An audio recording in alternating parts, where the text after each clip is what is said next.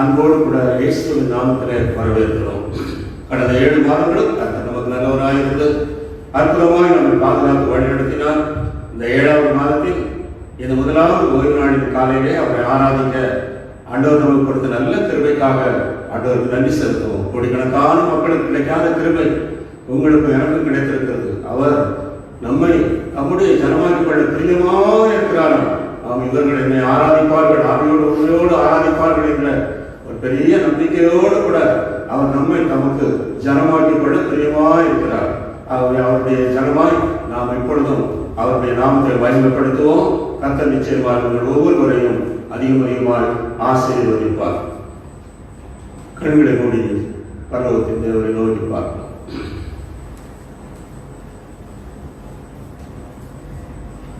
வந்தருளோம் தூய ஆவி, தந்தருளோம் தேவ மகிமையே.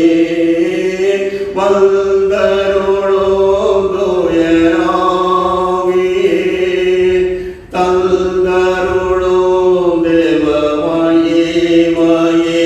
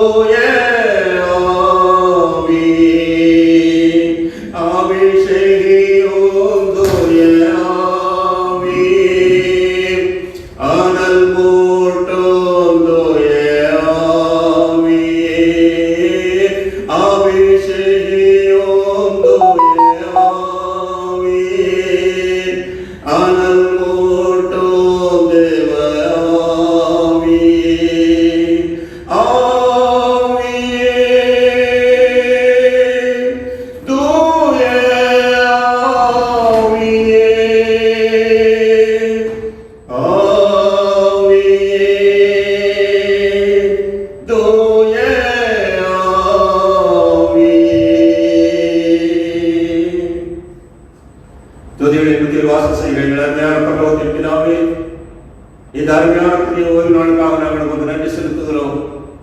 இந்த இடத்தை நான் எனக்கு ஏற்படுத்தினேன், இவர்கள் என்னுடைய துதியை சொல்லி வருவார்கள் என்று சொன்னபடி எங்களுக்கு இந்த ஓய்வு நாளின் காலையிலே ஆராதிக்க கிருபை தந்திருக்கிறதற்காக ஸ்தோத்திரம். சரீர பிரகாரமாக நாங்கள் ஒரு இடத்திலே கூடி வர இயலாவிட்டாலும் ஆண்டவருடைய பிள்ளைகளாகிய அடியார்கள் ஆங்காங்கே இருக்கிற இடத்திலே இருந்து நாங்கள் எல்லாரும் ஒருமித்து ஆவியிலே ஒருவரப்பட்டவர்களாக உங்களை துதிக்க எங்களை தந்திருக்கிற பாக்கியத்திற்காக நன்றி செலுத்துகிறோம். இந்த ஆராதனை ஆசீர்வதித்து தாங்க, உங்களுடைய நாமம் மகிமைப்படுவதாக எங்களை தாழ்த்தி உமது ரத்த கோட்டைகளை மறைத்துக் கொள்ளுங்க. கர்த்தாவே எங்களை தாழ்த்தி தருகிறோம். தேவனை தாமே எங்களை பங்கு வருகிற ஒவ்வொரு பிள்ளைகளையும் இன்றைக்கு அபரிதமாய் ஆசீர்வதிப்பீராக. எல்லா துதி கனமையும் உமக்கே செலுத்துகிறோம். இயேசு கிறிஸ்துவின் விலையேறப்பட்ட நாமத்தில் தாழ்மையோடு கெஞ்சி கேட்கிறோம் நல்ல பிதாவே. ஆமென், ஆமென், ஆமென். நாம் ஒரு சில பாடல்களை உற்சாகமாக பாடி ஆண்டவருடைய நாமத்தை மகிமைப்படுத்துவோம். இருக்கிற இடங்களில் நல்ல கரங்களை தட்டி நாம் ஆலயத்தில் இருக்கிறதை போன்று நாம் ஆவியோடு உண்மையோடும் அவரை தொழுது கொள்வோம். கர்த்தர் நிச்சயமாய் நம்மை ஆசீர்வதிப்பார். ஹல்லேலூயா, ஹல்லேலூயா. கர்த்தர் நல்லவர். ஒரு புதிய மாதத்தை காண செய்த அளவில்லாத கிருபைக்காக நாம் நன்றி செலுத்தி, இதுவரையும் நீ எங்களை நடத்தினீரப்பா, இனியும் நடத்த நீ வல்லவ தேவன் என்று சொல்லி தெரிந்த பாடல் நம்ம எல்லாரும் நாம் இருக்கிற இடத்திலிருந்து கரங்களை கட்டி ஆவியோடும் உண்மையோடு நம்ம அவரை தொழுது விட வந்திருக்கிறோம். அவருக்கு நன்றி சொல்ல வந்திருக்கிறோம். ஆகவே நம்மளோடு கூட நாம் இந்த பாடலில் நம்ம ஆவியை நிறைந்து பரிசுத்த ஆவியாக ஒத்தாசையோடு கூட நாம் கருத்தை உணர்ந்து நாம் பாடும்பொழுது நிச்சயமாக நம்முடைய ஆவி, நம்முடைய ஆத்துமா, நம்ம சரீரம் புஷ்டி அடையும். இதுவரை நடத்தி குறைவின்றி காத்து மகிழ்வை தந்தே நன்றி ஐயா.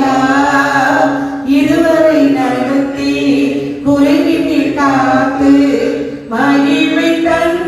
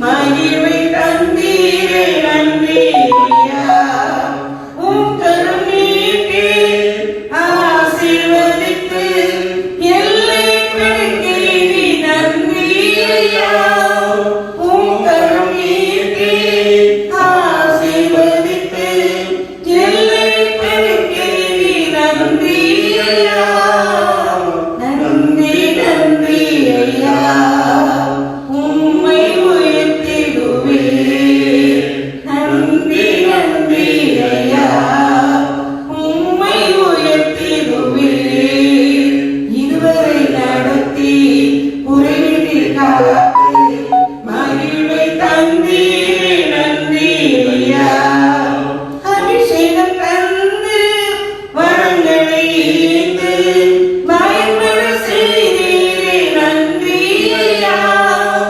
அபிஷேகம் தந்து வரங்களை ஈந்து பயன்பட செய்தீரே நன்றி ஐயா. நன்றி நன்றி ஐயா, உம்மை உயர்த்திடுவே. நன்றி நன்றி ஐயா, உம்மை உயர்த்திடுவே. இதுவரை நடத்தி குறைவின்றி காத்து மகிழ்வை தந்தீரே நன்றி ஐயா. திருவைகளில் ஊழியம் தந்து உயர்த்தி வைத்தீரே நன்றி ஐயா. திருவைகள் தந்து ஊழியம் தந்து உயர்த்தி வைத்தீரே நன்றி ஐயா. நன்றி நன்றி ஐயா, உம்மை உயர்த்திடுவே.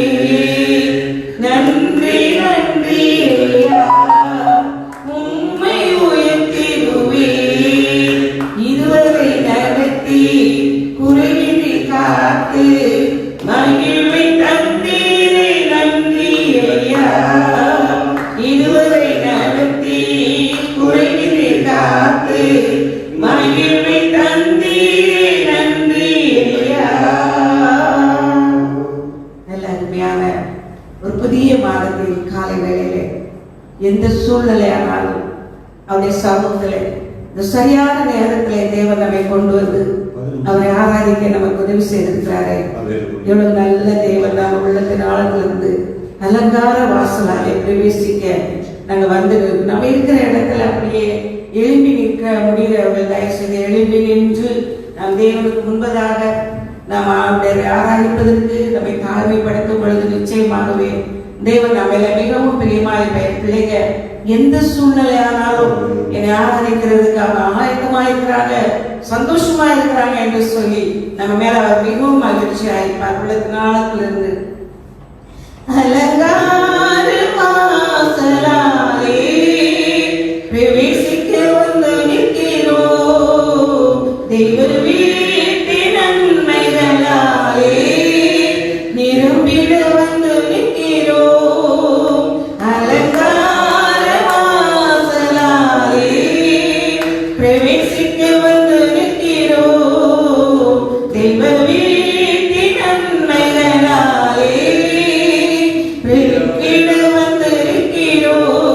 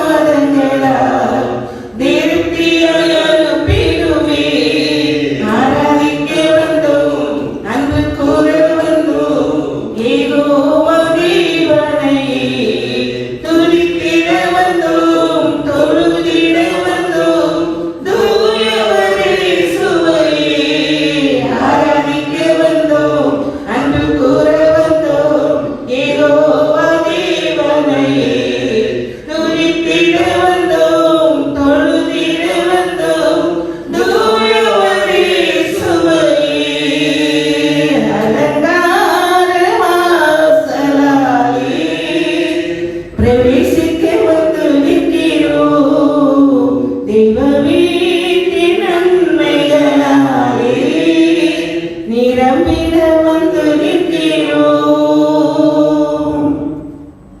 அவருக்கு நன்றி செலுத்த செலுத்த செலுத்த அவர் தம்முடைய அபிஷேகத்தை கிருபையை நமக்கு அளவில்லாமல் ஊற்றுவார். ஆசீர்வாதம் வேணுமா? எல்லா சூழ்நிலையிலும் அவருக்கு நாம் நன்றி செலுத்த கடமைப்பட்டிருக்கிறோம். நம்முடைய தேவன் ஜீவனுள்ளவர், நம்ம அப்பா அன்புள்ளவர், நம்மை படைத்தவர், நமக்கு என்ன தேவை என்பதை அவர் நன்றாக அறிந்திருக்கிறார். அந்தந்த நாட்களில் என்ன தேவையோ அதை மட்டும்தான் அவர் அழகாய் கொடுப்பார். எந்த சூழ்நிலையானாலும் அவருக்கு நன்றி செலுத்த மறக்கவே கூடாது. சின்ன காரியமோ பெரிய காரியமோ, நீங்க எனக்கு இது செய்தீங்களே உங்களுக்கு நன்றி, இந்த மாதம் எனக்கு நல்லா என்ன நடத்துனீங்களே உங்களுக்கு நன்றி, இந்த ஆகாரம் கொடுத்தீங்களே, தண்ணீர் கொடுத்தீங்களே, என் பிள்ளைங்களுக்கு நல்ல துணிமணிகள் கொடுத்தீங்களே உங்களுக்கு நன்றி. சின்ன வயதுல எங்க அப்பா அம்மா கற்றுக் கொடுத்த ஒரு முக்கியமான காரியம் என்னவென்றால், ஒரு ட்ரெஸ் வாங்கினா அந்த ட்ரெஸ்ஸை எங்களுக்கு கொடுத்த உடனே முதல்ல நாங்கள் ஜீசஸ்க்கு தேங்க் பண்ணணும், நன்றி செலுத்தணும்.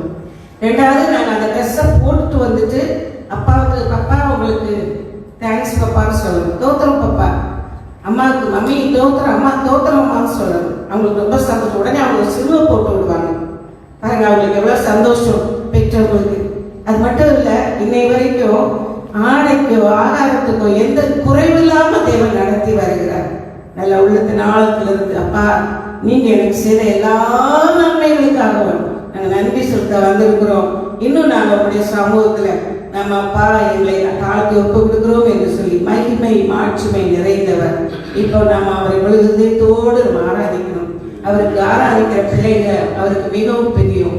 அவரை ஆராதிக்கிறதுக்காகவே தேவன் நம்மை தெரிந்து கொண்டார். உள்ளத்தின் ஆழத்திலிருந்து அவருடைய சமூகத்தில் அப்பா எனக்கு பாட தெரியாது, என் ராக சரியில்லைன்னு இல்லை, நீங்க இருக்கிற நிலைமையில, நீங்க எந்த நிலைமையில இருந்தாலும் நீங்க ஆண்டவரை துதிக்கும் போது, மகிமைப்படுத்தும் போது நிச்சயமாகவே தேவன் பெரிய காரியங்களை செய்வார். Thank you Lord.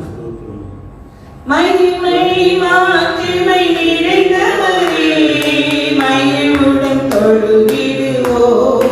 மகிமை மாட்சிமை நிறைந்தவரே, மகிமையுடன் தொழுதிடுவோம்.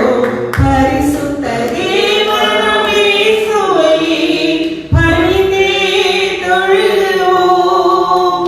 மகிமை மாட்சிமை நிறைந்தவரே, மகிமையுடன் தொழுதிடுவோம். மகிமை மாட்சிமை நிறைந்தவரே, மகிமையுடன் தொழுதிடுவோம். பரிசுத்த தேவன் நீரே, பாதம் பணிந்திடுவோம். பரிசுத்த தேவன் நீரே, பாதம் பணிந்திடுவோம். கழுவி நிறுத்தினீரே, சத்திய தேவன் நீரே, கனமகிமை செலுத்தியே நாம் என்றும் தொழுதிடுவோம். கனமகிமை செலுத்தியே நாம் என்றும் தொழுதிடுவோம். மகிமை மாட்சிமை நிறைந்தவரே, மகிழ்வுடன் தொழுதிடுவோம். மகிமை மாட்சிமை நிறைந்தவரே, மகிழ்வுடன் தொழுதிடுவோம். இயேசுவே ராஜாதி ராஜா என்று வாழ்ந்திடுவார். இயேசுவே ராஜாதி ராஜா என்று வாழ்ந்திடுவார். மறுமொழி மகிமை செலுத்திட பாரில் வந்திடுவார். முடிவு வரை நிலைத்திடவே என்று தொழுதிடுவோம். முடிவு வரை நிலைத்திடவே என்று தொழுதிடுவோம். மகிமை மாட்சிமை நிறைந்தவரே, மகிழ்வுடன் தொழுதிடுவோம். மகிமை மாட்சிமை நிறைந்தவரே, மகிழ்வுடன் தொழுதிடுவோம். பரிசுத்த தேவனாம் இயேசுவை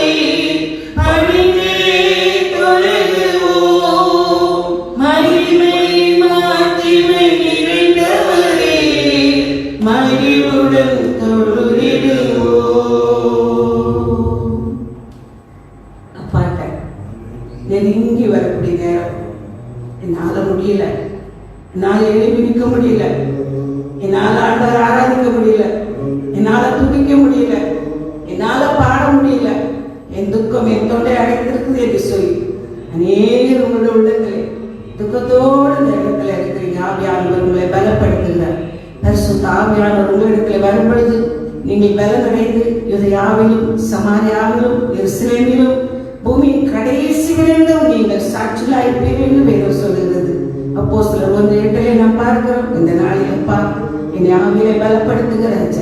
நான் ஆவியில பலன் அடைஞ்சாதான் இந்த உலகத்துல எல்லா உலகம் மாம்ச பிசாசு மேல நான் ஜெயம் எடுக்க முடியும். நான் உண்மை ஆராதிக்க எனக்கு பலன் தாங்க, உண்மை ஆராதிக்க, உண்மை துதிக்க, உண்மை மகிமைப்பட்டு எனக்கு கிருபை செய்யுங்க ஆண்டவரே.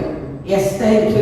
தனிமையாய் இருக்கும்போது கலைஞி இருக்கிறாய் மகளே, தனிமையாய் இருந்து ஆண்டோடைய சமூகத்துல அப்பா நான் எத்தனை முறை உடைய சமூகத்துல நான் உண்மை நோக்கி கூப்பிடுறேன். எனக்கு இன்னும் என்னுடைய வாழ்க்கையில் ஒரு விடுதலை இல்லையே, இன்னும் என் வாழ்க்கையில் எனக்கு சமாதானம் இல்லையே, இன்னும் எனக்கு என்னுடைய நல்ல தகப்பனே ஆமாடைய குடும்பத்தில் ஒரு சந்தோஷம் இல்லையே. எல்லாவற்றையும் பிலிப்பியர் 4 முதல் 8 வரையுள்ள வசனங்களை நாம் வாசித்து பார்க்கும் பொழுது சந்தோஷமாயிருங்கள், மறுபடியும் சொல்வது சந்தோஷமாயிருங்கள், கர்த்தருக்குள் சந்தோஷமாயிருங்கள் என்று மறுபடியும் சொல்வது என்று சொல்வார். மாத்திரமல்ல உங்கள் கவலைகள் பாருங்கள் எல்லாவற்றையும் ஸ்தோத்திரத்தோடு ஜெபத்தினாலும் வேண்டுதலினாலும் தேவனுக்கு தெரியப்படுத்துங்க. அப்பொழுது எல்லாவற்றுக்கும் மேலான தேவ சமாதானம் உங்கள் இருதயங்களையும் உங்கள் சிந்தைகளையும் கிறிஸ்து இயேசுக்குள்ளாக காத்துக்கொள்ளும். ஆண்டுடைய கரங்களை இறுக்கி நம்மை முழுவதுமாக ஒப்பு கொடுத்து அப்பா எனக்கு உண்மை ஆராதிக்க எனக்கு கிருபை தேவை, உடைய வேதத்தை வாசிக்க படிக்க எனக்கு கிருபை தேவை, இந்த முழங்கால்களை ஊன்றி ஜெபிக்க எனக்கு உடைய பலன் தேவை ஐயா. அப்பதான் அவங்க ஆராதிக்க முடியும், உண்மை மகிமைப்படுத்த முடியும், அன்பை ருசிக்க முடியும், உடைய நன்மைகளை நான் பெற்றுக்கொள்ள முடியும் என்று சொல்லி நம்ம ஆண்டுடைய கரங்களை நம்ம ஒப்பு கொடுத்து இந்த நேரத்தில் பாவன் மனிதர்கள் மத்தியிலே உண்மை ஆராதிக்க எங்களை தெரிந்து கொண்டேன். பரிசுத்தவான்கள் மத்தியிலும் சரி, பிரஜாக்கள் மத்தியிலும் இறைமையான தேவன் என்று நான் விடுதலையோடு உண்மை ஆராதிக்க இந்த நேரத்தில் என்னை அர்ப்பணிக்கிறேன் என்று சொல்லி இதோ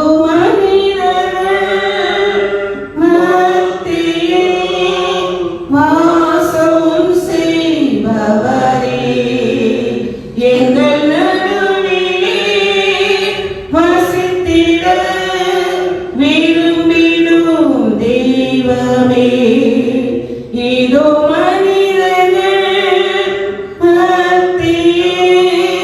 வாசம் செய்பவரே எங்கள் நடுவிலே வசித்திட விரும்பிடும் தெய்வமே. உமக்கு சிங்காசனம் அமைத்திட உம்மை துதிக்கிறோம் இயேசுவே. பரிசுத்த அலங்காரத்துடனே உம்மை தொழுகிறோம் இயேசுவே. உமக்கு சிங்காசனம் அமைத்திட உம்மை துதிக்கிறோம் இயேசுவே. பரிசுத்த அலங்காரத்துடனே உம்மை தொழுகிறோம் இயேசுவே. எங்கள் மத்தியில் உலாவிடும் எங்களோடென்றும் வாசம் செய்யும். எங்கள் மத்தியில் எங்களோடென்று வாசம் செய்யும். இதோ மனிதர்கள் மத்தியில் வாசம் செய்பவரே எங்கள் நடுவிலே வசித்திட விரும்பிடும் தெய்வமே. எவ்வளவு நல்ல தேவன் நம்ம கூட, நம்ம மத்தியில நம்ம எவ்வளவு பாவம் செய்தாலும் நம்ம கூடவே வந்து இருக்கிறதுக்கு அவர் விரும்புகிறார் பாருங்க. அவருடைய கரத்துல நம்ம ஒப்பு கொடுத்தப்பா இன்று முதல் இந்த ஆராதனையின் மூலமா அப்பா நம்முடைய பாதத்தில் என் கண்ணீரெல்லாம் நான் ஊற்றுகிறேன்ப்பா. நான் தனிமையா அழுது கருகி போனேன். ஆனா இன்றைக்கு நீங்க எனக்கு இருக்கிறீங்கன்ற ஒரு நம்பிக்கை எனக்கு இருக்கு. என்னை ஆதரிப்பீங்க, என்னை கைவிட மாட்டீங்க, என்னை கைவிடவே மாட்டீங்க.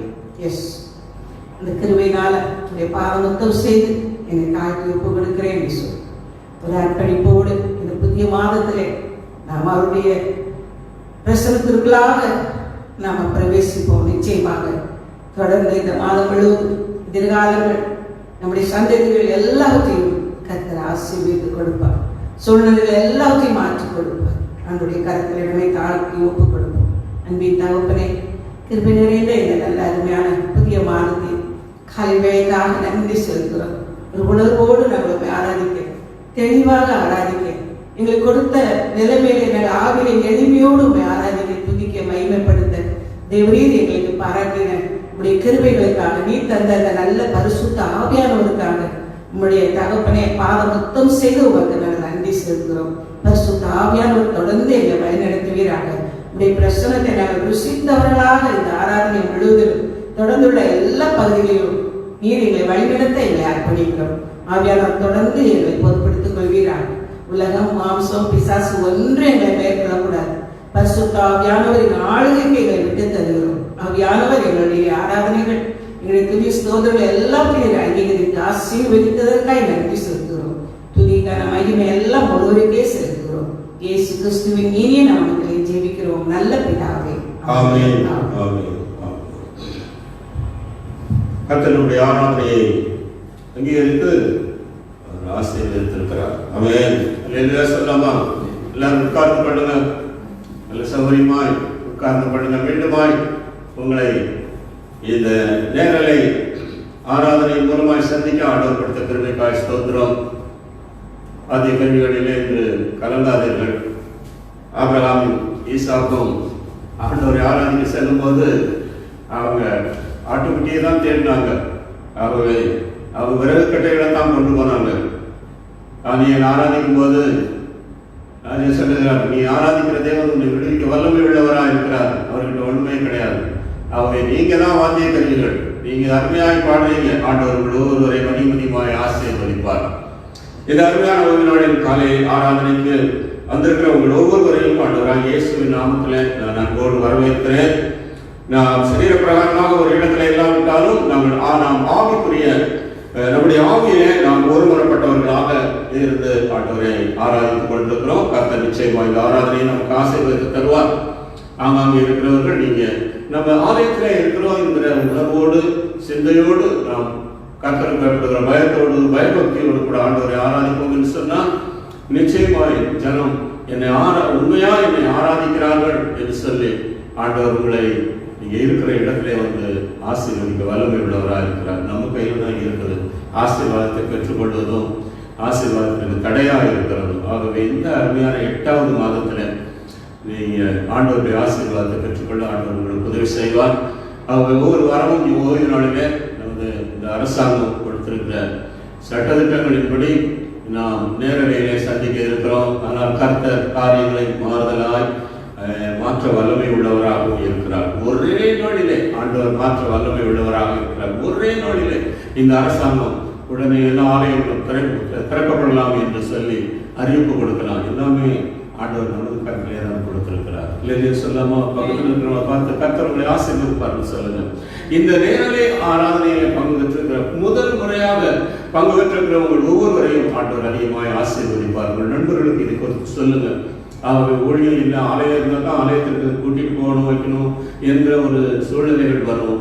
இல்லை உங்கள் வீட்டிலே நீங்கள் வர சொல்லுங்க. கர்த்தர் உங்களை ஆசீர்வதிப்பார். கர்த்தர் உங்களை ஆசீர்வதிப்பார். முதல் முறையாக வந்திருக்கிற நீங்கள் குடும்பமாய் ஆண்டவரை தொடர்ந்து ஆராதிங்க. வந்திருக்கிற நீங்கள் யாரும் உங்களுடைய பெயர்களை பதிவு செய்து கொண்டால் அது மிகவும் நலமாக இருக்கும். ஆகவே எத்தனை பேர் இருக்கிறீங்களோ குடும்பத்தில் அவ்வளவு பேரையும் போடுங்க, பதிவு செய்யுங்க. ஒரு நாள் புஸ்தகம் திறக்கப்படும். நான் பார்க்கல உங்களை, ஆனால் ஆண்டவர் பார்த்துட்டு இருக்கிறார். ஆண்டவர் உங்களை பார்த்து கொண்டு இருக்கிறார். அதனால செல்போன் இருந்தால் தூர வச்சிருங்க. தேவையில்லாதவர்கள் இருந்தால் தூர வச்சிருங்க. தேவ சமூகத்தில் அமர்ந்திருப்போம் என்று பயத்தோடும் பக்தியோடும் தாழ்மையோடும் நீங்கள் ஆண்டவருடைய சமூகத்தில் அமர்ந்திருந்து ஒரே சிந்தையோடு கூட ஆண்டவரை ஆராதிங்க. ஆண்டவர்களுடைய ஆசீர்வதிப்பார். நீங்கள் குகையில் இருந்து ஆராதித்தாலும் சரி, அல்லது குட்டையில் இருந்து ஆராதித்தாலும் சரி, ஆண்டவர் உங்கள் உள்ளத்தை பார்க்கிறார், இருதயத்தை பார்க்கிறார். ஆகவே அரக்கால் சட்டை, நைட்டி, இந்த ஆண்டவர் நாம் ஆராதிப்பதற்கு நல்ல ஆயத்தத்தோடு கூட செல்ல வேண்டும். ஒரு தலைவரை ஒரு எம்எல்ஏ நாம் ஆராதிக்க சென்றாலும் நம்ம எவ்வளோ கிட்ட செல்வோம் பாருங்க.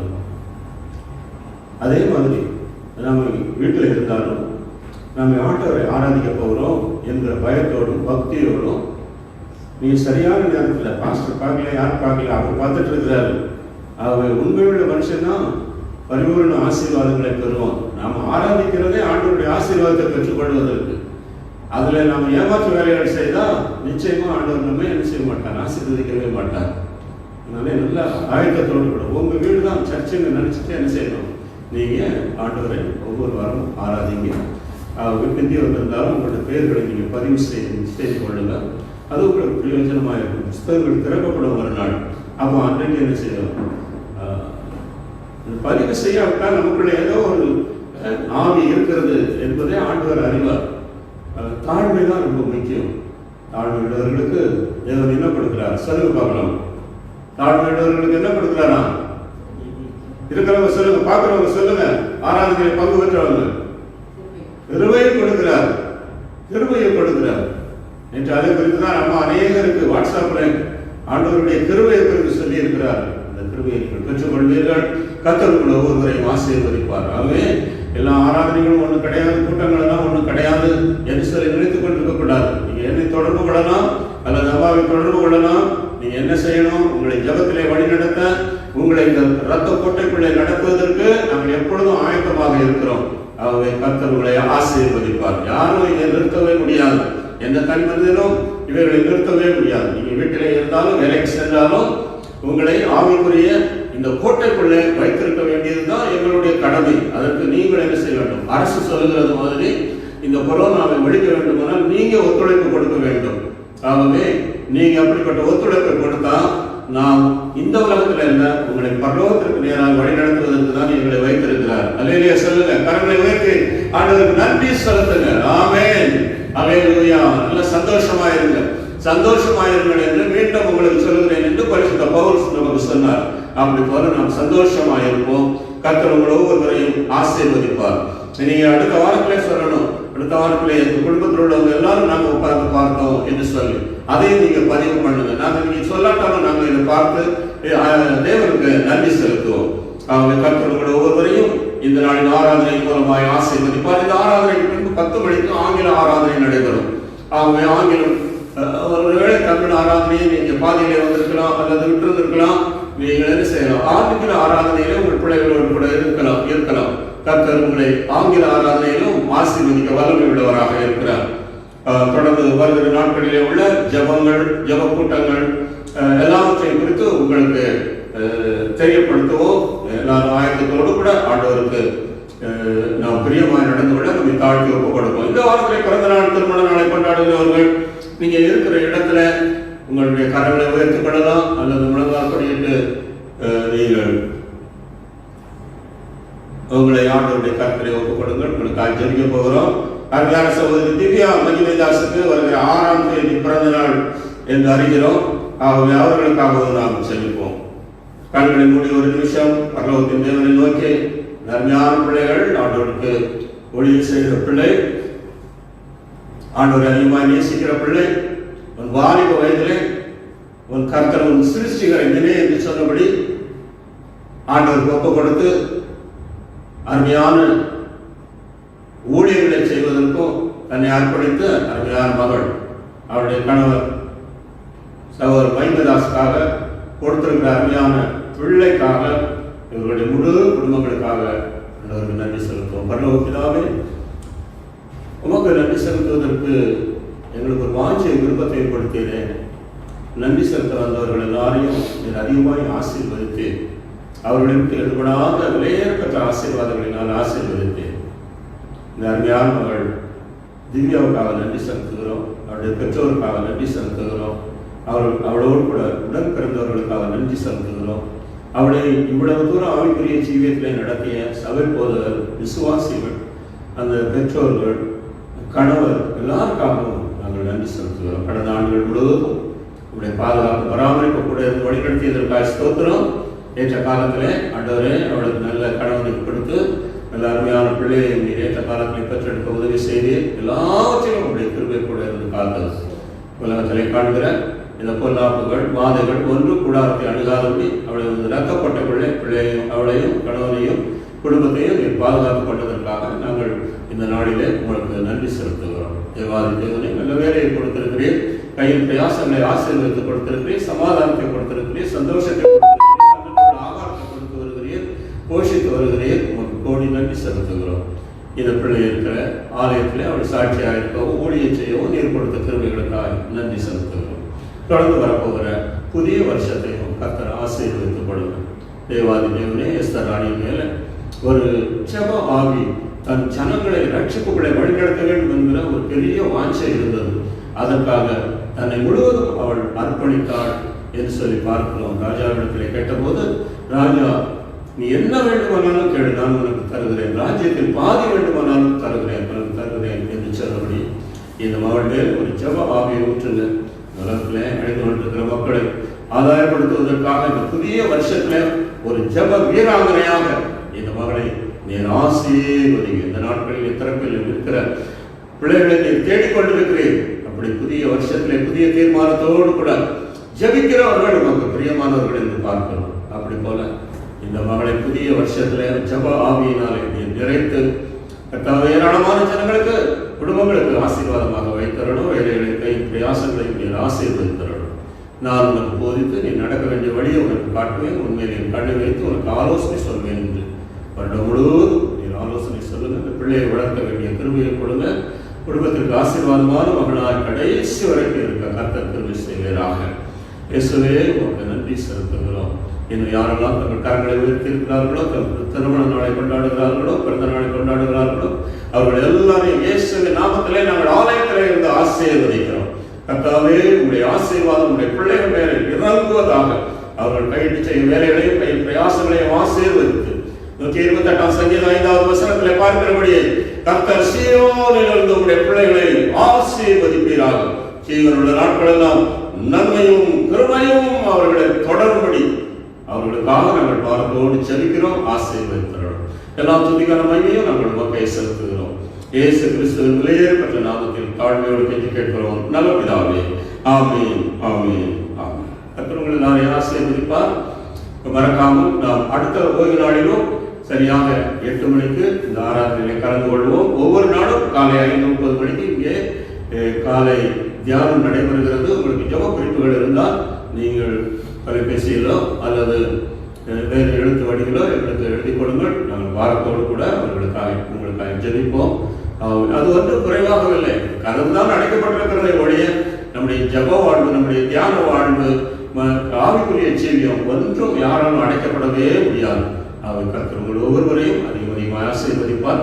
அடுத்த ஓய்வு நாளிலையும் நீங்கள் மறக்காமல் இதே ஆலயத்திற்கு அந்த ஆராதனைக்கு சரியான நேரத்தில் ஆயத்தமாகி ஆயத்தத்தோடு அவரை ஆராதனையில் கர்த்தர் உங்கள் ஒவ்வொருவரையும் அதிகமாக ஆசீர்வதிப்பார். இப்பொழுதும் நாம் நம்முடைய தேசத்திற்காக நம்ம ஜெபிக்க போகிறோம்.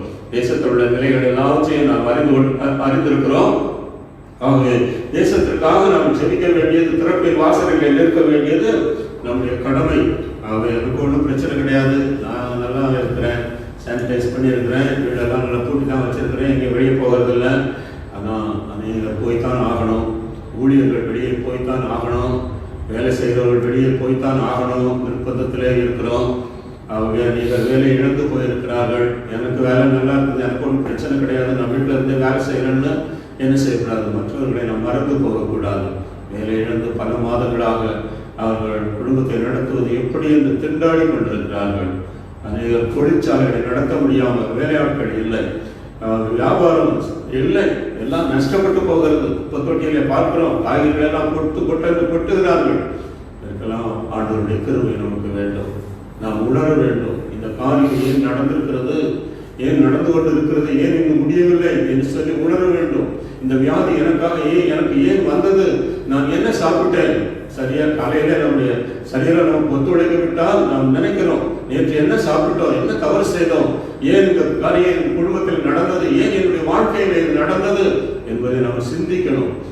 நோவாவின் காலத்திலே ஜனங்கள் அழிந்து போவதற்கு காரணம் அவர்கள் உணர்வற்றவர்களாக இருந்தார்கள். அதுதான் முக்கியமான காரணம்.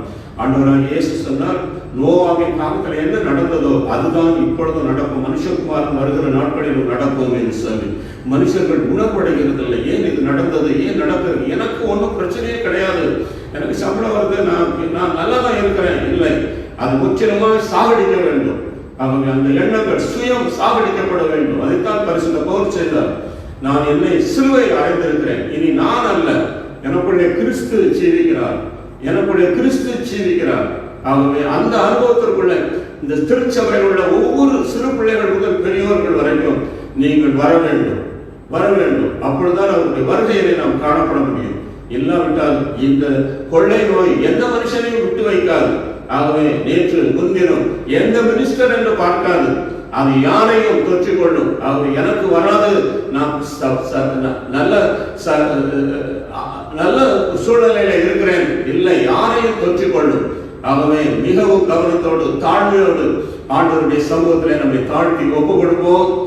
கர்த்தர் நிச்சயமாய் நம்மை ஆசீர்வதிக்க வல்லமையுள்ளவராக இருக்கிறார். கண்களை மூடிக்கொள்வோமா? பரலோகத்திலே இந்த அருமையான வேலைக்காய் நாங்கள் நன்றி செலுத்துகிறோம். தேசமே பயப்படாதே, கர்த்தர் பெரிய காரியங்களை செய்வார் என்று வாக்கு கொடுத்திருக்கிறேன். அப்படி போல ஒரு பயம் நிறைந்த சூழ்நிலையில இந்த தேசத்திலே இருக்கிறோம். அடுத்து என்ன நடக்குமோ, அடுத்த நாளில என்ன நடக்குமோ? டெலிவிஷன் பெட்டிகளை திறந்தால் கெட்ட செய்திகள் தான் அதிகமாகி வருகிறது. கொலையும் கொள்ளையும் விபச்சாரங்களும் வழிப்பறிகளும்.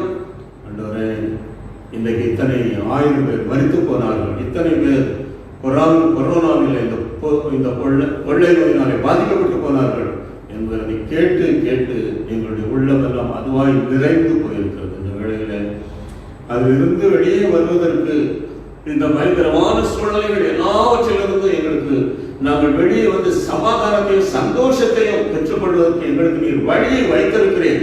இந்த வேதத்திற்குள்ளே அதை வைத்திருக்கிறேன். உங்களுடைய வேதத்தை தியானிக்கிறவர்கள் பாக்கியவான்கள் என்று சொல்லப்பட்டிருக்கிறதே, அதை தியானிக்கும் போதும் அதற்குள்ளே நான் எல்லா ஆசீர்வாதங்களையும் வைத்திருக்கிறீர்கள். அதற்காக நாங்கள் நன்றி செலுத்துவோம். நல்லவரே, இந்த தேசத்து ஜனங்களுடைய கண்கள் திறக்கப்படணும். தேவாதி தேவனே, இவ்வளவு கொடூரமான காரியங்களை செய்தாலும் உமக்கு பிரியமில்லாத காரியங்களை இன்றைக்கு ஆலயங்கள் வழிபாட்டு ஸ்தலங்கள் திறக்கப்படும் என்று சொன்னார்.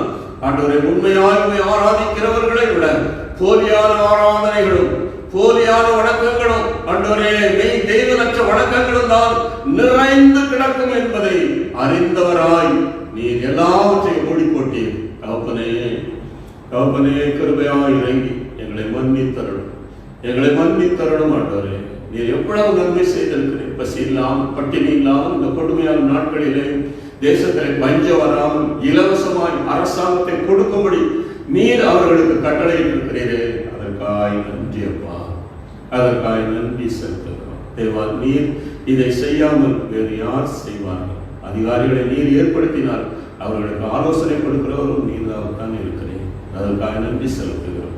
இந்த அரசாங்கத்திற்காய், தலைவர்களுக்காய், பல்வேறு அதிகாரத்தில் உள்ளவர்களுக்காய் நாங்கள் நன்றி செலுத்துகிறோம். அவர்கள் நமக்கு பிரியமான காரியத்தை செய்யட்டும். பொல்லாத போலியான காரியங்களுக்கு அவர்கள் விலகி இருக்க அவர்களுடைய கண்கள் திறக்கப்பட நாங்கள் கருத்தால் செபிக்கிறோம். இந்த வேளையில் அவருடைய ஆவிக்குரிய கண்கள் திறக்கப்பட நாங்கள் கருத்தால் செபிக்கிறோம். உனக்கு கிடைத்த இந்த நாளிலாகிலும் உன்னுடைய சமாதானத்திற்கு ஏற்றவைகளை நீ அறிந்திருந்தால் அது உனக்கு நல்லதாயிருக்கும் என்று சொல்லி இருக்கிறேன். இவருடைய கண்கள், ஆவிக்குரிய கண்கள் திறக்கப்பட உதவி செய்யுங்க. மெய் தேவனாகிய உம்மை அறிந்து கொள்ள உதவி செய்வீராக. மன கடினம், கற்பாறை போன்ற இருதயங்கள் எல்லாம் ஆண்டவரை இந்த நாளிலே உம்முடைய வல்லமையான வார்த்தைகள் மூலமாக, உம்முடைய பிரசன்னத்தின் மூலமாக உடைக்கப்படுவதாக. உம்முடைய பிரசன்னம் இறங்கி வரும்போது ஆண்டவரே, மலைகள் குன்றுகள் மாத்திரமல்ல கற்பாறைகளும் உருகி போகும் என்று சொல்லி நாங்கள் பார்க்கிறோம். ஆண்டவரே, உம்முடைய பிரசன்னத்திற்காக எங்கள் தேசத்தை உம்முடைய பிரசன்னத்தினாலே நிரப்புவீராக, உம்முடைய வல்லமையினாலே நிரப்புவீராக. இன்னும் ஆண்டவரே, இந்த ஒரு காலத்திலேயும் எத்தனை விதமான அக்கிரமங்களும் அநியாயங்களும் கொள்ளைகளும் ஆண்டவரே, பயங்கரமான பாலியல் பாவங்களும் கீழ்ப்படியாமைகளும் பொறாமைகளும் போட்டிகளும் நடைபெற்றுக் கொண்டிருக்கின்றன. ஆனால் நீ சொல்லியிருக்கிறேன், நீ மனம் திரும்பாவிட்டால் நான் இன்னும் உன்னை தண்டிப்பேன் என்பதாய் மீண்டும் மீண்டும் மீண்டுமாய் நீ எச்சரித்துக் கொண்டிருக்கிறேன். இயேசுவே, ஒவ்வொருவரும் உணர்வடைந்து மனம் திரும்ப கர்த்தர் உதவி செய்வீராக. நான் பாவி என்று எல்லாரும் ஒத்துக்கொண்ட ஆண்டவர் கிருபை செய்வீராக. இந்த நாட்களிலே இயேசுவே கிருபை செய்யுங்க ஆண்டவரே. இந்த கொள்ளை நோய்க்கு ஒரு முடிவு வர வேண்டுமானால் நாங்கள் மனம் திரும்பினால் முடிவு வரும். அல்ல என்று சொன்னால் இந்த கொள்ளை நோயை நிறுத்திவிட்டு இதை விட பெரிய கொள்ளை நோயை நீர் அனுப்புவீர் என்பதை நாங்கள் வேதத்திலே பார்க்கிறோம். தேவாதி தேவனே கிருபையாக இந்த நாட்களிலே எங்கள் தேசத்தை ரட்சியும் ஐயா, உலக நாடுகளை ரட்சியும் ஐயா ஆண்டவரே. உலக ஆண்டவரே கேளிக்கைகளிலே உலக உல்லாசங்களிலே மிதந்து கொண்டிருந்த எல்லாருக்கும் ஒரு எச்சரிப்பாய் இந்த கொள்ளை நோய் அனுமதிக்கப்பட்டிருக்கிறது. எப்பொழுதாவது மனம் திரும்ப உதவி செய்ய மனம் திரும்புங்கள், பரலோக ராஜ்யம் சமீபமாக இருக்கிறது என்று இதற்காகவே சொன்னீர் என்று நாங்கள் உணர்கிறோம். தேவாதி தேவன் கிருபை செய்வீராக. இயேசுவே எங்கள் தேசத்தை ரட்சித்தரணும், எங்கள் மாநிலத்தை ரட்சித்தரணும். உமக்கு பிரியமில்லாத காரியம் செய்ய முடியாதபடிக்கு கர்த்தர் ஒரு அற்புதத்தை செய்யுங்க ஆண்டவரே. இந்த மாதம் அற்புதம் நிறைந்த மாதமாக இருக்கட்டும். மனிதன் செய்ய நினைக்கிறதை தடை செய்ய உம்மால் கூடும் ஆண்டவரே. தேவாதி தேவனே உமக்கு பிரியமில்லாத காரியங்களை செய்யும்படி இந்த மாதத்திலே இந்த அரசாங்கங்கள் திட்டமிட்டிருக்கிறவைகள் எல்லாம் ஆண்டவரே உமக்கு பிரியமில்லாதவைகளை நீர் அபத்தமாக்கி போடும்படியாக நாங்கள் ஜெபிக்கிறோம். கர்த்தர் பெரியவர், உம்மை தடை செய்ய ஒருவராலும் கூடாது. தேவாதி தேவனே உமக்கு நன்றி. ஊழியத்தின் வாசல்கள் திறக்கப்படட்டும், ஆலயத்து ஆராதனைகள் திறக்கப்படட்டும். கர்த்தாவே ஜனங்கள் வாழ்ந்து கொண்டிருக்கிறார்கள், என் ஜனங்கள் அறியாமையினாலே சங்காரமாகி கொண்டிருக்கிறார்கள் என்று சொல்லி ஒவ்வொரு நாளும் பார்க்கிறோம். எங்களுக்கு அருமையான இவர்களை இழந்து போனவர்கள் ஒவ்வொருவருக்காகவும் நாங்கள் செபிக்கிறோம். ஆண்டவர் அவர்களுக்கு நல்ல தீதிய ஆண்டவரை ஆறுதலை நீர் கொடுப்பீராக. யாரெல்லாம் இந்த கொரோனாவினாலே இந்த கொள்ளை நோயினாலே பாதிக்கப்பட்டவர்களாய் சிகிச்சை பெற்றுக் கொண்டிருக்கிறார்களோ எல்லாரும் சுகபத்திரமாய் வீடு திரும்ப ஆண்டவர் உதவி செய்வீராக. எல்லாரும் இனி நீங்கள் ஆண்டவரே இந்த துக்க செய்திகளை கேள்விப்பட மாட்டீர்கள் என்று சொல்லும்படியாக, உங்கள் துக்கம் சந்தோஷமாய் மாறும் என்று சொல்லும்படியாக ஆண்டவரே எங்கள் தேசத்திலே மாத்திரமல்ல, எங்கள் மாநிலத்திலே மாத்திரமல்ல, எங்கள் மாவட்டத்திலே மாத்திரமல்ல, உலகம் முழுவதும் உள்ள மக்களுக்காக நாங்கள் போராடி ஜெபிக்கிறோம். அதிகாரிகள் ஆண்டவரை சிகிச்சை பெற்றுக் கொண்டிருக்கிறார்கள். எல்லாருக்கும் தெய்வீக சுகத்தை நீர் கொடுக்கும்படியாக நாங்கள் ஜெபிக்கிறோம். இந்த வேளையில அப்பா உமக்கு நன்றி ஆண்டவரே. வேலை இழந்தவர்களுக்காக நாங்கள் ஜெபிக்கிறோம். வேலை வாய்ப்புகளை நீங்க ஏற்படுத்தி கொடுங்க. எங்க போவாங்க உங்களுடைய பிள்ளைகள்? யாரிடத்திலே போவாங்க ஆண்டவரே? இயேசுவே யாரிடத்திலே போவாங்க? சீஷர்கள் நீர் கேட்டபோது நீங்களும் போய்விட மனதா இருக்கிறீங்களோ, நாங்கள் யாருக்கிட்ட போவோம்? உங்ககிட்ட ஜீவன் உள்ள வார்த்தைகள் உண்டே என்று சொல்லி உண்மை அண்டி கொண்டார்கள் ஆண்டவரை. அப்படி போல முடிய ஜனங்கள் உண்மை அண்டி கொள்ள உதவி செய்யுங்க. நீங்க செய்த எல்லா உதவிகளுக்காக உங்களுக்கு கோடி நன்றி செலுத்துகிறோம். ஏற்ற நேரத்தில் மழையை அனுப்பினீங்க, தண்ணீரை கொடுத்தீங்க, தண்ணீர் பஞ்சம் இல்லாமல் பாதுகாத்தீங்க. கர்த்தாவே உமக்கு நன்றி. விவசாயிகளுக்காக நன்றி. அவர்களுடைய கண்ணீரையெல்லாம் துடைத்து அவர்கள் வயல் நிலங்களையெல்லாம் பயிரிட கிருபை செய்கிறார்கள். தொழிற்சாலைகள் திறக்கப்படட்டும், கடைகள் திறக்கப்படட்டும், உணவகங்கள் திறக்கப்படட்டும். கர்த்தாவே வியாபாரங்கள் நடக்கட்டும். தேவரே தாமே பெரிய காரியங்களை நீர் செய்வீராக. உங்களுடைய அன்பு கருத்தினை தாழ்த்தி ஒப்புக் கொடுக்கிறோம். உடைந்த உள்ளங்கள், நொறுங்கிய உள்ளங்கள் எல்லாம் ஆண்டவரே ஆறுதலுடைய கர்த்தாவே உங்களுடைய பிள்ளைகளை ஆற்றுங்க, உங்களுடைய பிள்ளைகளை தேற்றுங்க. பலவீனம் உள்ளவர்களை தாண்டி கொள்ள உதவி செய்யுங்க. இந்த திருச்சபை பிள்ளைகள் ஒவ்வொருவரையும் ஆண்டவர் ஆசீர்வதிப்பீராக. இந்த ஆராதனையிலே பங்கு பெற்றுக் கொண்டிருக்கிற ஒவ்வொரு தெய்வ பிள்ளைகளையும் ஆண்டவர் ஆசீர்வதிங்க. எல்லாரும் உண்மை உள்ளவர்களாக ஆண்டவரை உத்தமமானவர்களாக நோய் போல உம்மோடு கூட சஞ்சரிக்கிறவர்களாக இருக்க ஆண்டவர் கிருபை செய்வீராக. நான் என் ஜனங்களை கைவிட மாட்டேன் என்று சொல்லி இருக்கிறபடி எந்த பண நெருக்கடியில இருந்தாலும் உங்களுடைய பிள்ளைகளை நீங்க கைவிடாமல் காத்துக் கொள்ளுங்க. இந்த இக்கட்டான நாட்களில் ஆண்டவரே பொல்லாத வஸ்துக்களுக்கு தங்களை அடிமைப்படுத்தி இருக்கிற பெரியவர்களானாலும் வாலிபர்களானாலும் சிறு பிள்ளைகளானாலும் இயேசுவின் நாமத்தில் இப்பொழுது விடுதலை ஆக்குகிறோம். இப்பொழுது நாங்கள் விடுதலை ஆக்குகிறோம் உங்களுடைய பிள்ளைகளை. ஆண்டவரே பொல்லாத லாவரி வஸ்துக்களுக்கு அடிமையா இருக்கிற இந்த இக்கட்டான காலத்தில் கூட உணர்வடையாமல் அடிமைகளாக இருக்கிற ஒவ்வொருவரையும் நாங்கள் விடுதலை ஆக்குகிறோம். பொல்லாத பாவங்களுக்கு அடிமைகளாக இருக்கிற ஒவ்வொருவரையும் இயேசுவின் நாமத்திலே விடுதலை ஆக்குகிறோம். கர்த்தர் பாதுகாத்துக் கொள்ளுங்க, ஆசீர்வதிங்க. விசேஷமாக வியாதியாக இருக்கிறேன் அருளுடைய தகப்பனாருக்காக நாங்கள் ஜெபிக்கிறோம். கர்த்தர் அவருக்கு ஒரு அற்புத சுகத்தை கொடுங்கப்பா. இயேசுவே குணமாக்குவது உங்களுக்கு சித்தம். அவங்களுக்கு ஒரு அற்புத சுகத்தை கொடுத்து அவர்களை காத்துக்கொள்ள முடியாது நாங்கள் ஜெபிக்கிறோம். யாரெல்லாம் எங்களுக்கு ஜெபிக்கும்படி கேட்டுக்கொண்டார்களோ அவர்கள் ஒவ்வொருவரையும் நினைத்து அவர்களுக்காக நாங்கள் ஜெபிக்கிறோம். கர்த்தர் தாமே ஆசீர்வதிப்பீராக. உடைய பிரசன்னம் இறங்கி வந்திருக்கிறதற்காக ஸ்தோத்திரம். ஒவ்வொரு குடும்பத்திலும் சமாதானத்தையும் சந்தோஷத்தையும் கட்டளையிடுங்க. வாதையின் கூடாரத்தை அணுகாது, பொல்லாப்பு உனக்கு நேரிடாது என்று சொன்னபடி நீங்க பாதுகாத்துக் கொள்ள முடியும். கர்த்தரை தாழ்த்தி தருகிறோம். இயேசுவின் நாமத்தில் ஜெபிக்கிறோம் நல்ல பிதாவே. ஆமென், ஆமென், ஆமென். கர்த்தர் நம்முடைய ஜெபத்தை கேட்டிருக்கிறார். நிச்சயமாக அவர் நம்மை ஆசீர்வதிப்பார். இப்பொழுது நாம் வேத பகுதியை வாசிக்க கேட்போம்.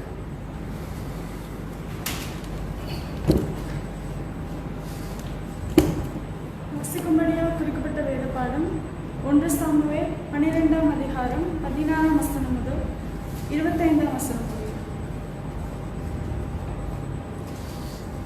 1 சாமுவேல் 12ஆம் அதிகாரம் 16ஆம் வசனம் முதல் 25ஆம் வசனம்.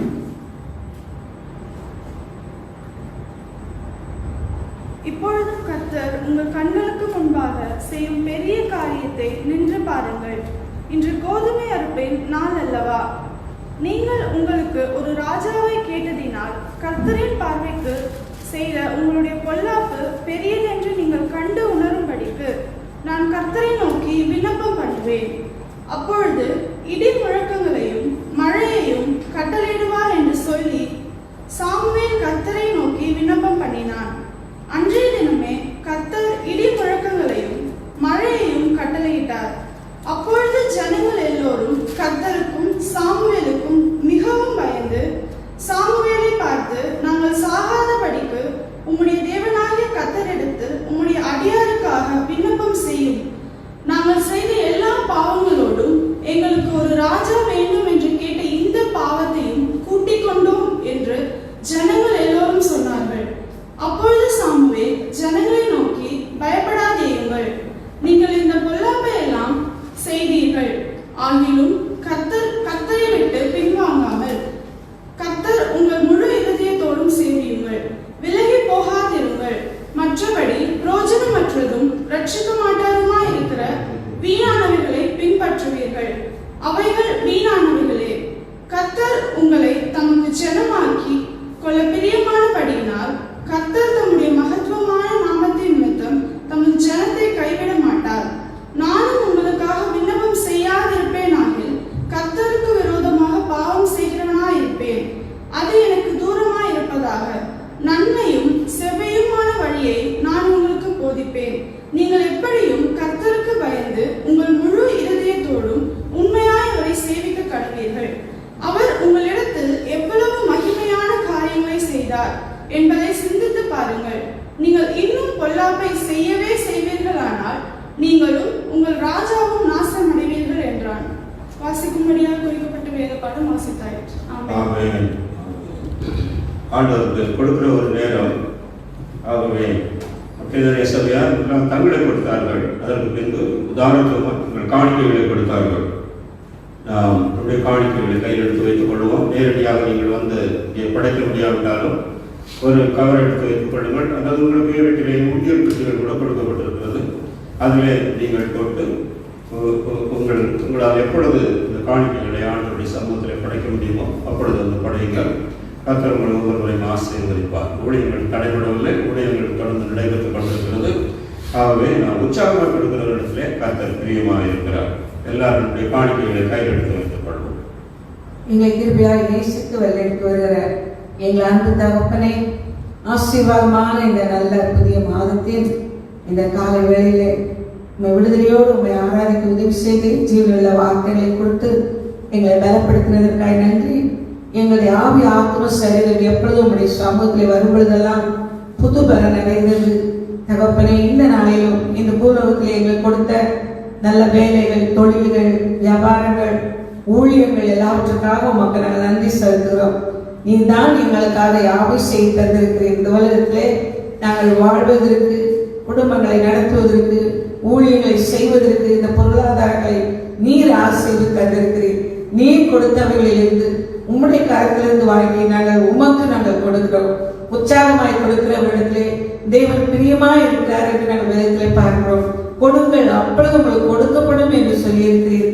அமைக்கு குலைக்கு சரிந்து விழும்படி ஆண்டவரே நாங்கள் கொடுக்கும்போது நீர் எங்களுக்கு நிறைவாய் கொடுக்க வல்லமையுள்ள தேவனாய் இருக்கிறீர். உண்மையுள்ள மனுஷன் பரிபூர்ண ஆசீர்வாதங்களை பெறுவான் என்று சொல்லியிருக்கிறீர்.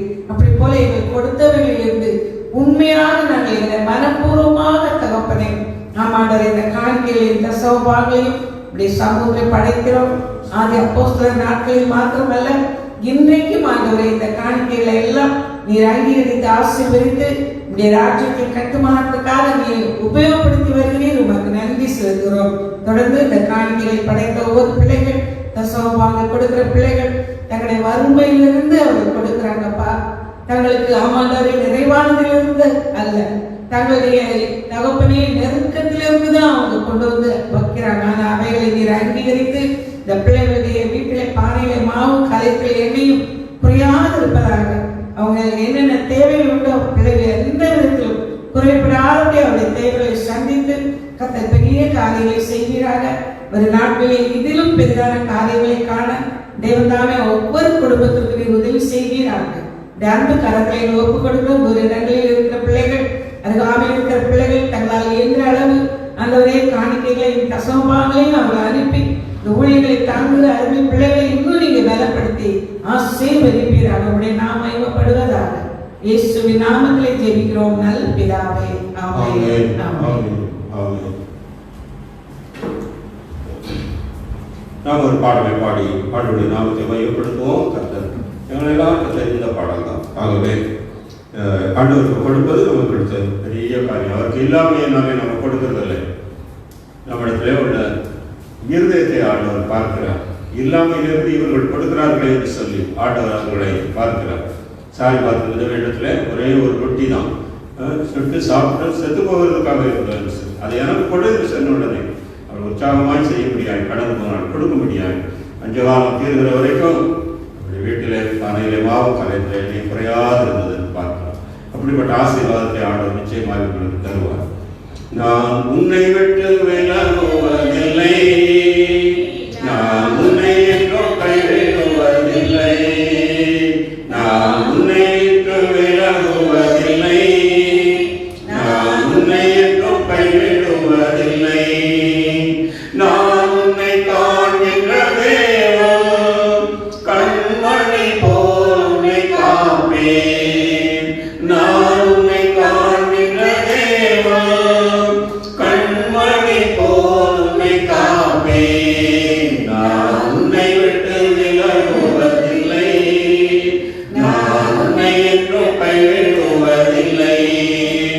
பயப்படாதே நீ மனமே, நான் காத்திடுவேன் உன்னை தினமே, பயப்படாதே நீ மனமே, நான் காத்திடுவேன் உன்னை தினமே, அற்புதங்கள் நான் செய்திடுவேன், அற்புதங்கள் நான் செய்திடுவேன், உன்னை அதிசயமாய் நான் நடத்திடுவேன், உன்னை அதிசயமாய் நான் நடத்திடுவேன், நான் உன்னை விட்டு விலகுவதில்லை, நான் உன்னை என்றும் கைவிடுவதில்லை.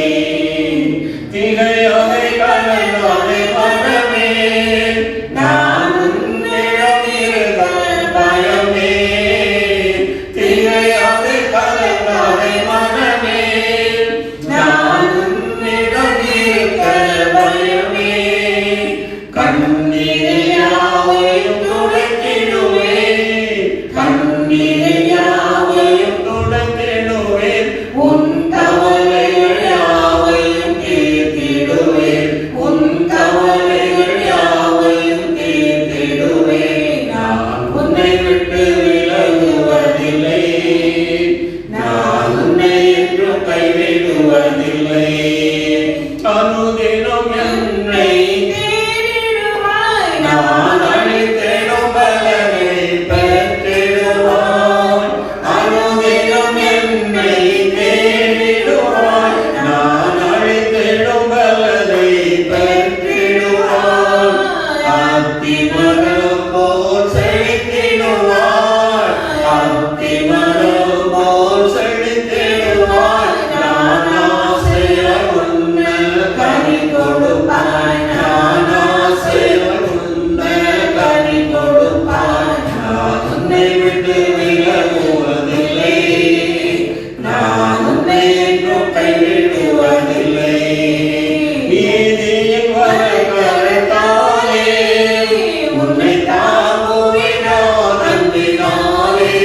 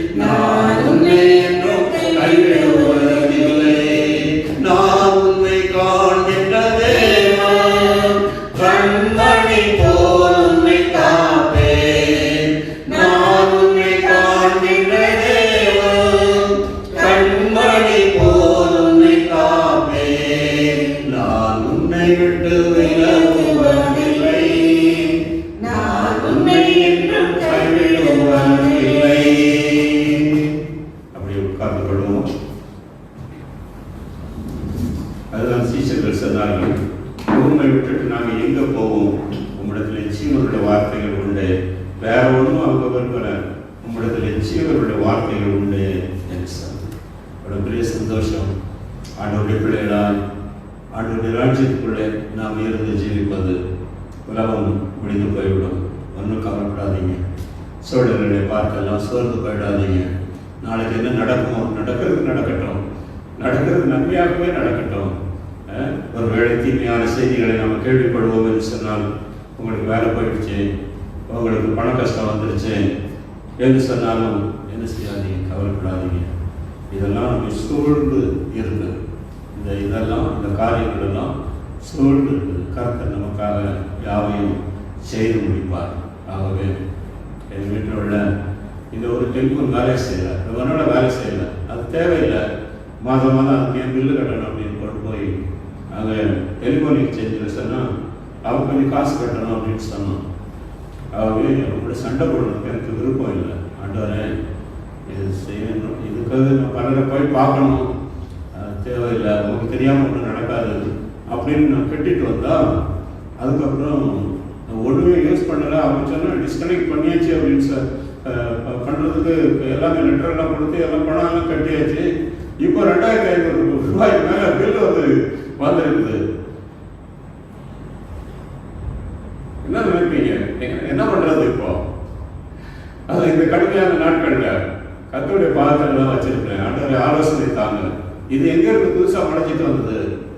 நான் முதல்ல பணம் கட்டினதுனால என்கிட்ட திரும்ப குனிந்து கொடுக்குறாங்க, திரும்ப அடி மேலே அடி அடிப்பாங்கன்றது மாதிரி கொடுக்கிட்ட பறிக்கலாம் அப்படின்னு நினச்சிட்டு இருக்கிறாங்களா? ஆண்டவருடைய சமூகத்தில் வைத்திருக்கிறேன். கலக்கம் இல்லை.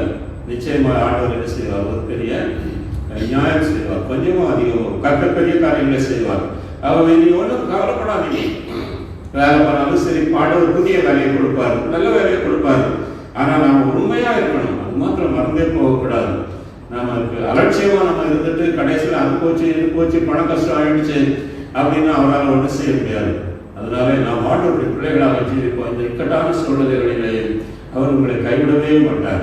நாம் 1 சாமுவேல் 12ஆம் அதிகாரம் 22வது வசனம் சொல்லுகிறது, கர்த்தர் உங்களை தமக்கு ஜனமாக்கிக் கொள்ள பிரியமானபடியினால் கர்த்தர் தம்முடைய மகத்துவமான நாமத்தின் நிமித்தம் தமது ஜனத்தை கைவிட மாட்டார் என்று பார்க்கிறோம்.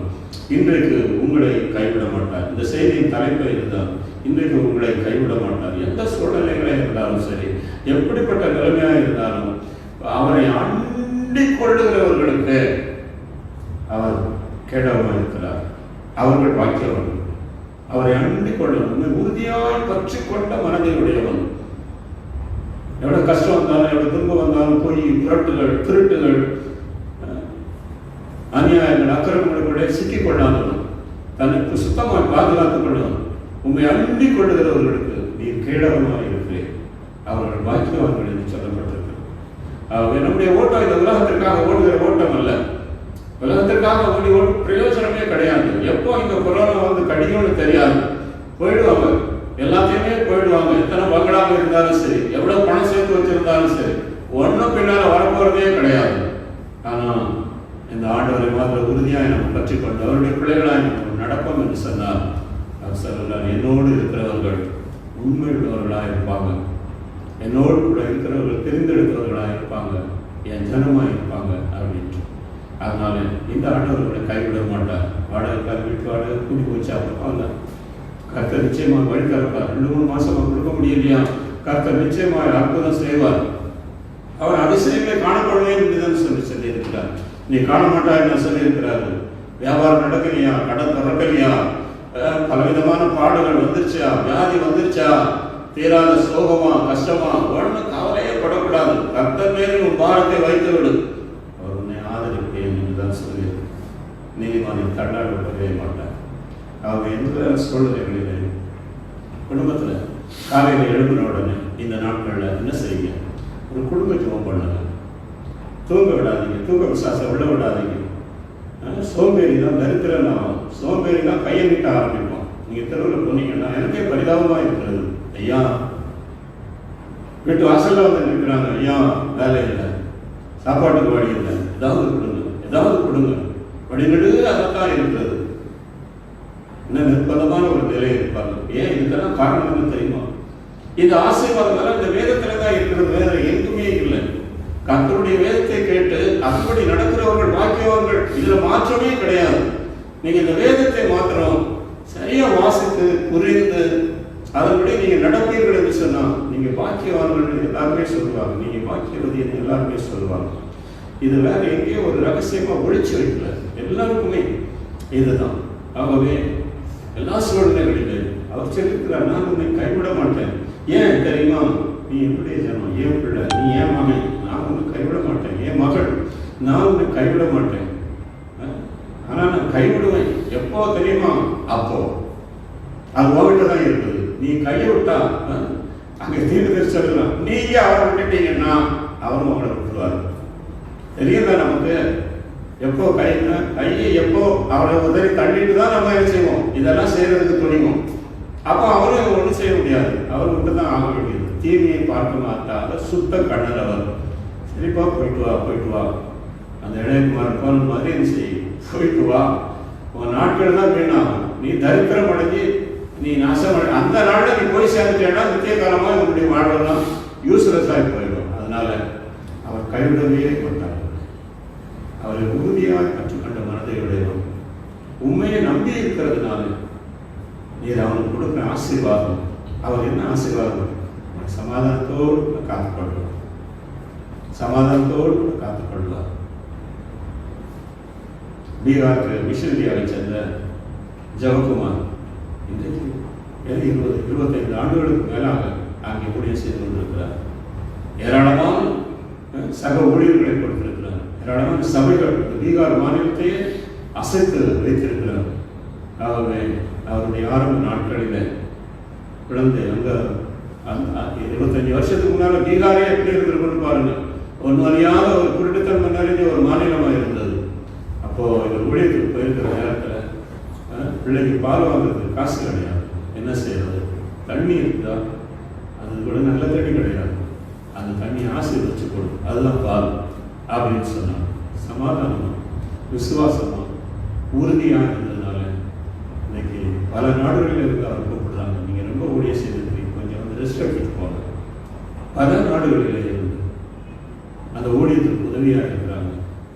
அவங்க நீங்க என்ன சூழலில் இருந்தாலும் ஊழியர்னா எல்லாத்தையும் விட்டுட்டு வந்து ஏதோ இப்படி மிஷினரியா போகணும், இப்படி ஊழியக்காரனா மாறணும், இருக்கிற இடத்துல நீங்க உண்மையா இருந்தா போதும். உண்மையுள்ள மனுஷன் இந்த அம்மா ஜெபம் பண்ண மாதிரி பரிபூர்ண ஆசீர்வாதங்களை பெறுவான். அப்படி பல எல்லாமே வேதத்துல தான் இருக்குது. இதோட வேற எங்கேயுமே வேற புஸ்தகத்துக்குள்ள எங்கேயும் இல்லை. அதெல்லாம் உலக பிரகாரமான அறிவு. இது ரெண்டும் இருக்கிறது. கர்த்தர் ஆபிரகாமை சகலத்திலும் ஆசீர்வதித்தார். சகலத்திலும் ஆபிரகாம் என்ன வேலை செய்தாரு? என்ன வேலை செய்தார் ஆபிரகாம்? ஒரு வேலையும் செய்யல. அவர் சொன்னது மாதிரி ஊரெல்லாம் நடந்துகிட்டே இருந்தார். 318 வேலைக்காரங்க, 318 வேலைக்காரங்க. நம்ம படிப்பு, நம்ம பணம், நம்ம வசதிகளை பார்த்து ஆண்டவர் செய்கிறதில்ல. என்கிட்ட என்ன இருக்குது? ஒன்றுமே கிடையாது. நான் வேலை செய்யும் போது எனக்கு கீழே 100 பேருக்கு மேலே படித்தவங்க, பட்டம் பெற்றவங்க, டிகிரி வச்சிருக்கிறவங்க. ஒரு டிகிரியும் கிடையாது. இந்த வேத புஸ்தகம் தான் எனக்கு டிகிரி. அவ்வளோ பேர் தந்தாங்க. இப்போ பாருங்க, உலகம் முழுவதும் என்ன செய்திருக்கிறாங்க? தேவ பிள்ளைகளை தந்திருக்கிறாங்க. உலகம் முழுவதும் அன்னைக்கு ஒரு கூட்டத்துக்குள்ள ஒரு கம்பெனியில தான் ஆட்களை தந்திருந்தாங்க. இன்னைக்கு உலகம் முழுவதும் என்ன செய்தாங்க? ஆட்களை தந்திருக்கிறாங்க. அல்லேலூயா சொல்றாங்க. இது எனக்கு மட்டும் கிடையாது. நான் என்ன ரொம்ப விசேஷமானவனா உங்களுக்கும் கொடுப்பாரு. அவர் என்ன சொல்றாரு? கர்த்தருடைய நமக்கு ஜனமாக்கிக் கொள்ள பிரியமானபடினால கர்த்தர் தம்முடைய மகத்துவமான நாமத்தை நிமித்தம் தம்முடைய பிள்ளைகளை அவர் கைவிட மாட்டார். உங்களை ஒரு நாள் கைவிடவே மாட்டார். இந்த கொரோனா பயப்படாதீங்க. இதெல்லாம் சும்மா கண்ணுக்கு தெரியாத ஒரு பூச்சி. கண்ணுக்கே தெரிய மாட்டாது. உங்களுக்கும் தெரியாது, எனக்கும் தெரியல. கண்ணுக்கு தெரியாத ஒன்று.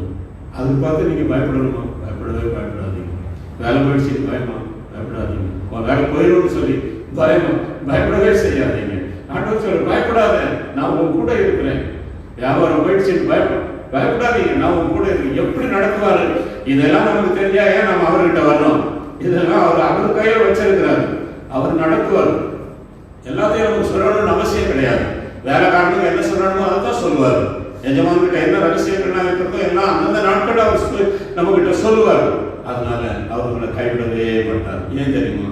நீங்க அவருடைய சரண், நீங்க அவருடைய பிள்ளை, நீங்க அவருடைய மகள். உங்களை கைவிடவே மாட்டார். குடும்பத்தில் என்னதான் பிரச்சனை வரட்டும், என்னதான் வியாதி வரட்டும், என்னதான் இக்கட்டுதான் நேரங்கள் வரட்டும், என்னதான் வாடகை கொடுக்க முடியல, காலம் அப்படின்னு சொல்லுவாங்க. மின்சாரத்தை வெட்டிடுவேன் அப்படிம்பாங்க. பயப்படாதீங்க, கர்த்தர் உங்களுக்குள்ள இருக்கிறார். அவர் போயிட்டேன்னு சொன்னாரா? அவனுக்கு நெருக்கம் வரும்போது போயிடுவேன் அப்படின்னு சொன்னாரா? இல்லை, போக மாட்டார். கர்த்தர் உங்களை காக்க வல்லமையோடு இருக்கிறார்.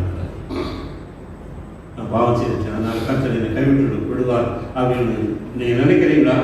இல்ல, 40 நாளுக்குள்ளே கண்டுபிடிக்க என்ன செய்தாங்க, உண்டாக்கிட்டு இதுதான் என்னுடைய வழிநடத்துகிற கடவுள் அப்படின்னு சொல்ல ஆரம்பிச்சா அவங்கள பார்த்துதான் ஆண்டவர் சொல்றாரு, நீ என்னுடைய ஜனம், நான் உன்னை கைவிட மாட்டேன் அப்படின்றாரு. அதனால நான் குற்றம் செய்துட்டேன், குறைவு செய்துட்டேன், நான் ஆண்டவருக்கு தவறிட்டேன், போயிட்டேன், திரும்பி வந்துருங்க. இவங்க எப்பெல்லாம் திரும்பி வந்தாங்களோ அப்போ எல்லாம் என்ன செய்தார், ஆண்டவர் அணைத்து கொண்டார். அவர் கைவிடவே இல்லை. அடிமைத்தனத்தில் இருந்த சமயத்தில் கதறினார்கள் ஆண்டவர் இடத்துல. உடனே அவர் என்ன செய்தார், நான் உங்களை கைவிட மாட்டேன். அவர் எப்படி இந்த எகிப்துல இருந்து எப்படி ஆண்டவர் என்ன வெளியே கொண்டு வர முடியும்? இந்த கடுமையான ராஜா, கடுமையான அரசாங்கம், எப்படி எந்த அரசாங்கமும் உங்களை ஒண்ணுமே செய்ய முடியாது. ஆண்டவர் வாதைக்கு மேல வாதை அனுப்புவாரு, கொரோனாவுக்கு மேல கொரோனாவை அனுப்புவாரு.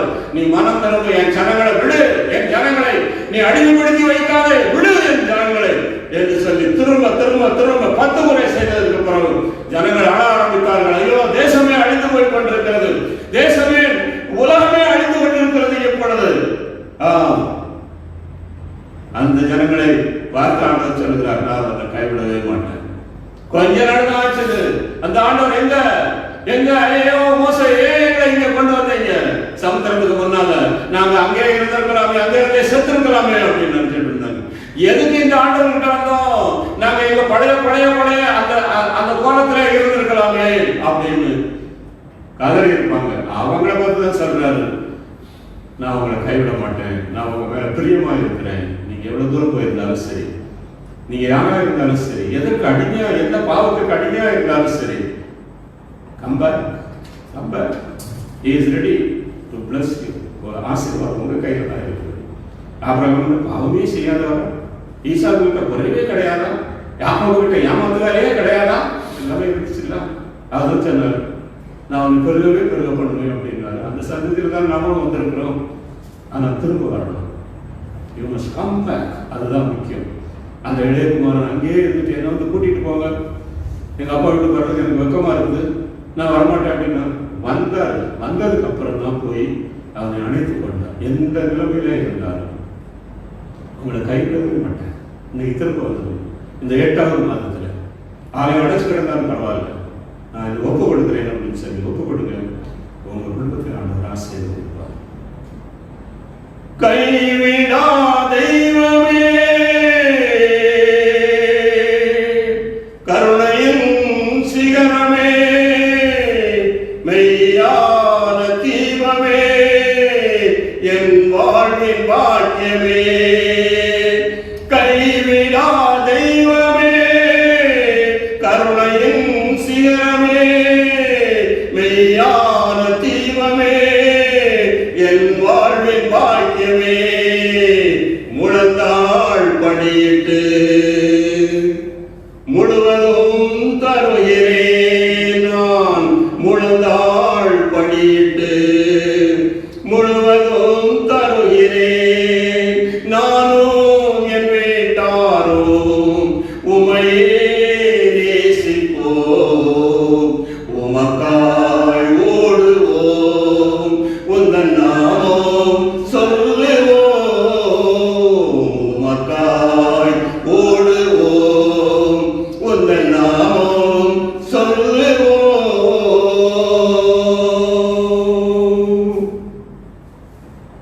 உங்களை தமக்கு ஜனமாக்கிக் கொள்வதற்கு அவருக்கு ஒரு ஆசை, அவருக்கு ஒரு ஆசை. என்ன ஆசை பாருங்க, இதெல்லாம் ஒரு யூஸ்லெஸ் சொல்லி சொல்லி நானும் போதும் போதும் ஆகிப்போச்சு, எக்கேடு போட்டோம் அப்படின்னு விட்டுறல. அவர் சொல்றாரு, எனக்கு ஒரு பெரிய ஆசை, உன் கூட எனக்கு சம்மந்தம் இருக்கணும், உன் கூட நான் பேசணும், நீ என்னுடைய ஜனமா இருக்கணும், என் பிள்ளையா இருக்கணும். நம்மளைத்தானே ஆண்டவர் என்ன செய்திருக்கிறார், நீங்க தான் என்னுடைய மனவாட்டியை குறிச்சு வச்சிருக்கிறார். யாரை பார்த்து? உங்களை என்ன பார்த்துதான். நாம் தான் நம்மளுடைய மனவாட்டி அவருக்கு. அருமையான தேவனுடைய பிள்ளைகள், உபாகமம் 7வது அதிகாரம் 6வது வசனத்துல அங்கே மோசே சொல்லுகிறார் பாருங்க, என்ன அருமையா சொல்லி இருக்கிறார். நீ உன் தேவனாகிய கர்த்தருக்கு பரிசுத்த ஜனம். அவருடைய ஜனம் எப்படி இருக்க வேண்டுமா? அவர் விரும்புகிறதை பாருங்க. அவர் உன் தேவனாகிய கர்த்தருக்கு பரிசுத்த ஜனம். பூச்சக்கரத்தில் உள்ள எல்லா ஜனங்களிலும் உன் தேவனாகிய கர்த்தர் உன்னை நமக்கு சொந்தமாக இருக்கும்படி தெரிந்தெடுத்திருக்கிறார்.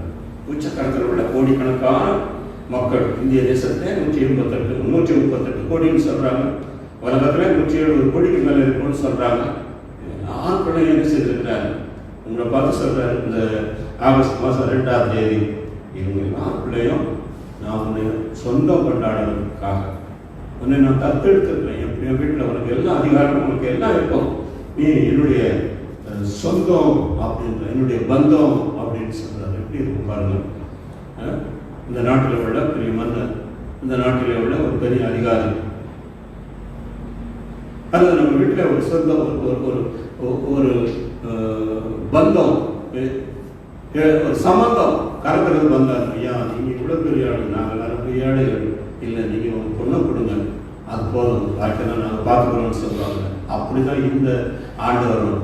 நீ வந்தா போதும், நீ எனக்கு என்ன செய்யணும், பரிசுத்தமா வந்தா போதும், நீ எங்க வீட்டில் உள்ள எல்லா ஆசீர்வாதங்களையும் நீ அனுபவிக்கலாம். அப்போ நாம அவருக்கு சொந்தமாயிட்டோம்னா, அப்போ நம்ம வீட்டில் அவர் சம்பந்தம் கலந்துட்டாருன்னா நிச்சயமா நான் என்ன செய்வேன், எங்கள் வீட்டாரெல்லாம் கண்ணுக்கு பார்ப்பேன். எங்கள் வீட்டார் எங்கள் குடும்பத்தில் உள்ளவங்க அவங்களே வர ஆரம்பிச்சிருவாங்க. அவங்க போனால் ஏதாவது என்ன செய்வாங்க, ஒரு வேலை வாங்கி கொடுப்பாங்க, ஒரு உதவி கிடைக்கும் அப்படின்னு சொல்லிட்டு இதை தொட்டு தொட்டு தொட்டு தொட்டு போனோம்னா வருஷம் முழுசும் நாம இதை என்ன செய்யலாம், தொடர்ந்து தியானித்து கொண்டே இருக்கலாம். அப்ப இங்க சொல்லுகிற பூச்சக்கரங்களோட எல்லா ஜனங்களிலும் அது உண்மைதானே. இப்போ 138 கோடியில இப்போ இன்னைக்கு அரசாங்கத்தின் கணக்குப்படி நம்ம என்ன செய்யறோம், 2% தான் இருக்கிறோம். 100 பேர்ல 2 பேர் தான் இருக்கிறோம். 1000 பேர்ல 200 பேர் தான் இருக்கிறோம். அப்போ பாருங்க, அவ்வளவு பேர்லயும் உங்களை தெரிஞ்சு எடுத்திருக்கிறாங்க, இன்னைக்கு தெரிஞ்சு எடுத்து கொண்டிருக்கிறாங்க.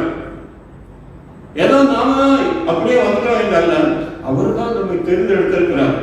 இதெல்லாம் இஸ்ரவேல் ஜனங்களுக்கு தான். சகல ஜனங்களிலும் நீங்கள் திரட்சியான ஜனம் என்று கர்த்தர் உங்கள் பேரில் அனுபவித்து உங்களை தெரிந்து கொள்ளல. நீங்க ஒரு பெரிய ஜாதி, நீங்க ரொம்ப மைட்டி பீப்புள் அப்படின்னு தெரிந்து கொள்ளல. நீங்க ரொம்ப சௌரியமா இருக்கிறீங்க. நீங்க அடிமைத்தனத்துல இருக்கிறீங்க பாருங்க, அந்த எகிப்தின் அடிமைத்தனத்துல அப்போ உங்களை தெரிந்து கொண்டார். இது இஸ்ரவேல் ஜனங்களுக்கு தான். இது எங்க நமக்கு இப்ப ஒத்து வரும் என்று சொல்லி ஒரு வேலை என்ன செய்யும் நாம் நினைக்கலாம். ஆனா 1 பேதுரு 2ஆம் அதிகாரம் 9ஆவது வசனத்துல நான் ரொம்ப சுருக்கமா சொல்றேன், கொஞ்ச நேரம் தான் இருக்குது, நீங்களும் ரொம்ப நேரமா உட்கார்ந்து கேட்க மாட்டீங்க. எப்போ முடியும்னு எதிர்பார்த்துட்டு இருப்பீங்க.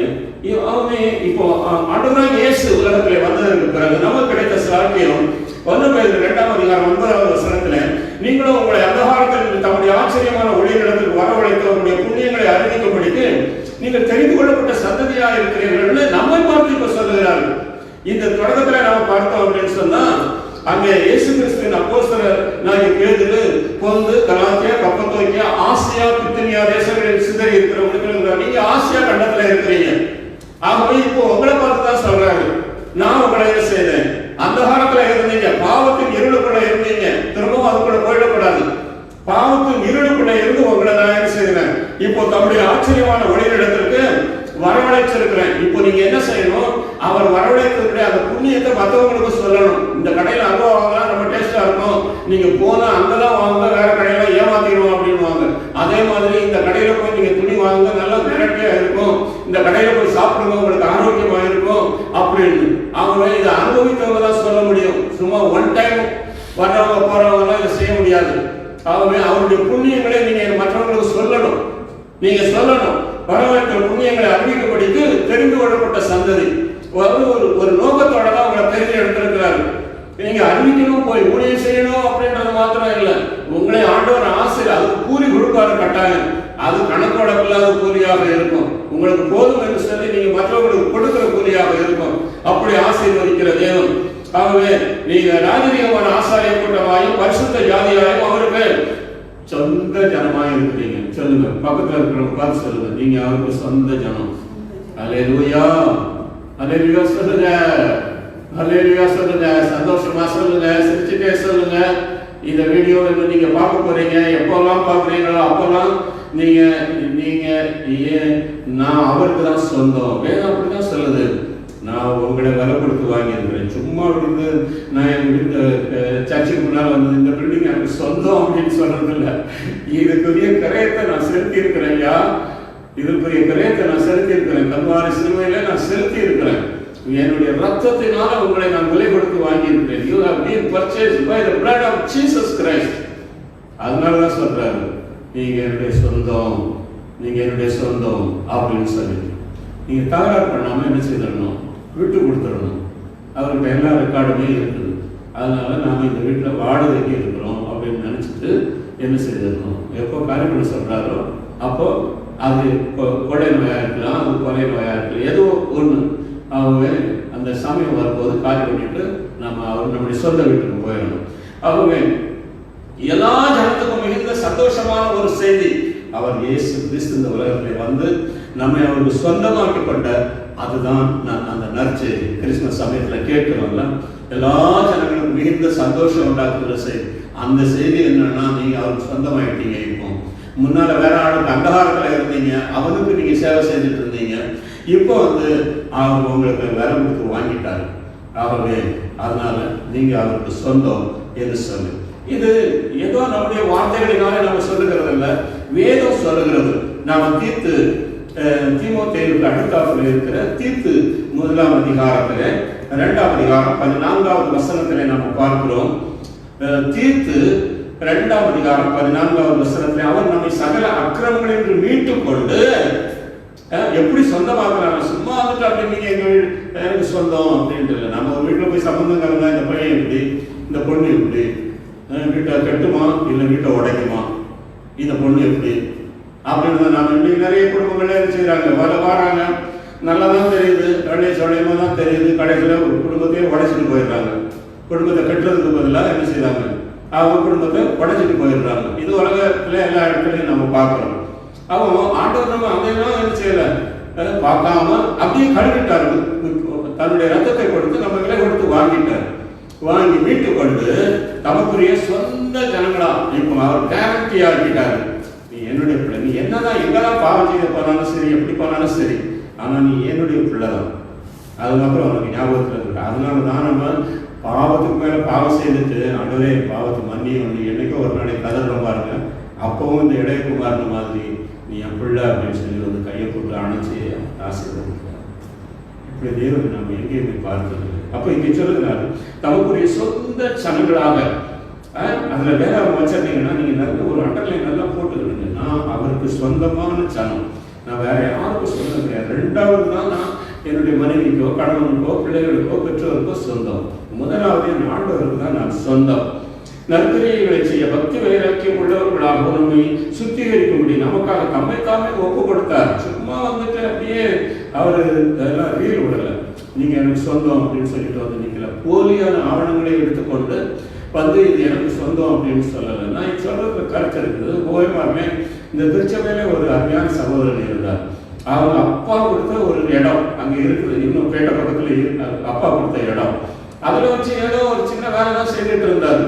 ஒரு நாள் 2 காட்டு மிராண்டிகள் மாதிரி 2 பேர் வந்து செஞ்சாங்க. இங்க பாரு, ரெக்கார்டெல்லாம் ஏறிட்டு இருக்குது, நீ இடத்த காலி பண்ணணும் அப்படின்ட்டாங்க. அவங்க அப்பா சொத்து. அப்போ அந்த ரெக்கார்டெல்லாம் எங்க இருக்குன்னு இவங்களுக்கு தெரியல. சரியா ஜெராக்ஸ் இருக்குதா என்ன ஏதுன்னு தெரியல. அவர் அப்படியே ஸ்தம்பிச்சு போனாரு. என்ன செய்யறது, இப்படி வந்து நிக்கிறாங்களே, ரெக்கார்டெல்லாம் ஏறிட்டு இருக்குது, நீ காலி பண்ணணும் அப்படின்னு சொல்லிட்டு எப்படியோ என்ன செய்தாங்க, கண்டுபிடிச்சு கொடுத்தாங்க. ஒரு 25,000 ரூபாயில அவன் ஓடிட்டான். இந்த பணத்துக்காக தான் வந்தாங்க. நம்ம ஆண்டவர் பாருங்க, நம்மை மீட்டு கொண்டார். நம்முடைய ரத்தத்தையே கொடுத்து நம்மை மீட்டு கொண்டதை நாம் பார்க்கிறோம். எனக்கு அருமையான தேவனுடைய பிள்ளைகளை 1 வயதில் 2 அதிகாரம் 9வது வசனம் சொல்லுகிறதுபடி நீங்கள் சாதாரணமானவர்கள். அவர் உங்களை கொண்டு வந்து என்ன செய்தார், உங்களை உயர்ந்த ஸ்தானத்தில் வைத்திருக்கிறார். அவருடைய வீட்டிலே கொண்டு வந்து உங்களை அவர் ஆசீர்வதிக்கிறார். உங்களை உயர்ந்த ஸ்தானத்திற்கு நாடகம் மேலே பொழுது வண்ணமாக நாம் உயர்ந்து வருகிறோம். அப்படி நம்மை எவ்வளவு பெரிய பதவியை நம்மை நம்பி கொடுத்திருக்கிறார் பாருங்கள். அந்த காலமான இருளிலிருந்து ஆச்சரியமான ஒளிகளுக்கு வரவழைத்தவருடைய புண்ணியங்களை அறிவிக்கும்படிக்கு உங்களுக்கு ஒரு பெரிய வேலையை கொடுத்திருக்கிறார். ஆகவே நீங்க அமைதியா இருக்கக்கூடாது. இருக்கிற இடத்துல ஆண்டவரை பற்றி சொல்லணும், மற்றவங்களுக்கு சொல்லணும். ஃபோனில் 1/2 மணி நேரம் 1/4 மணி நேரம் பேசுகிறோம். அப்போ இயேசுவை பற்றி நம்ம சொல்லணும். அவர் என்னை ரட்சித்தார், நான் அவருடைய பிள்ளை, நான் அவருக்காக நான் ஜீவிக்கிறேன் என்று சொல்லி. அப்போ இந்த அருமையான நாளையில் ஒரு வேளை நம்ம நினைக்கலாம், நான் ரொம்ப தூரமாக போயிட்டேன், அவருக்கு பிரியமானது நான் இல்லை, அவர் தான் என் மேலே பிரியமா இருக்கிறாரு, ஆனால் நான் அவருக்கு பிரியமா இருக்கணும்னா கரண்ட் அங்கே இருக்குது. ஆனால் போடுற பிளக்கு சரியா இருந்தாதான் இங்கே லைட் எரியும்.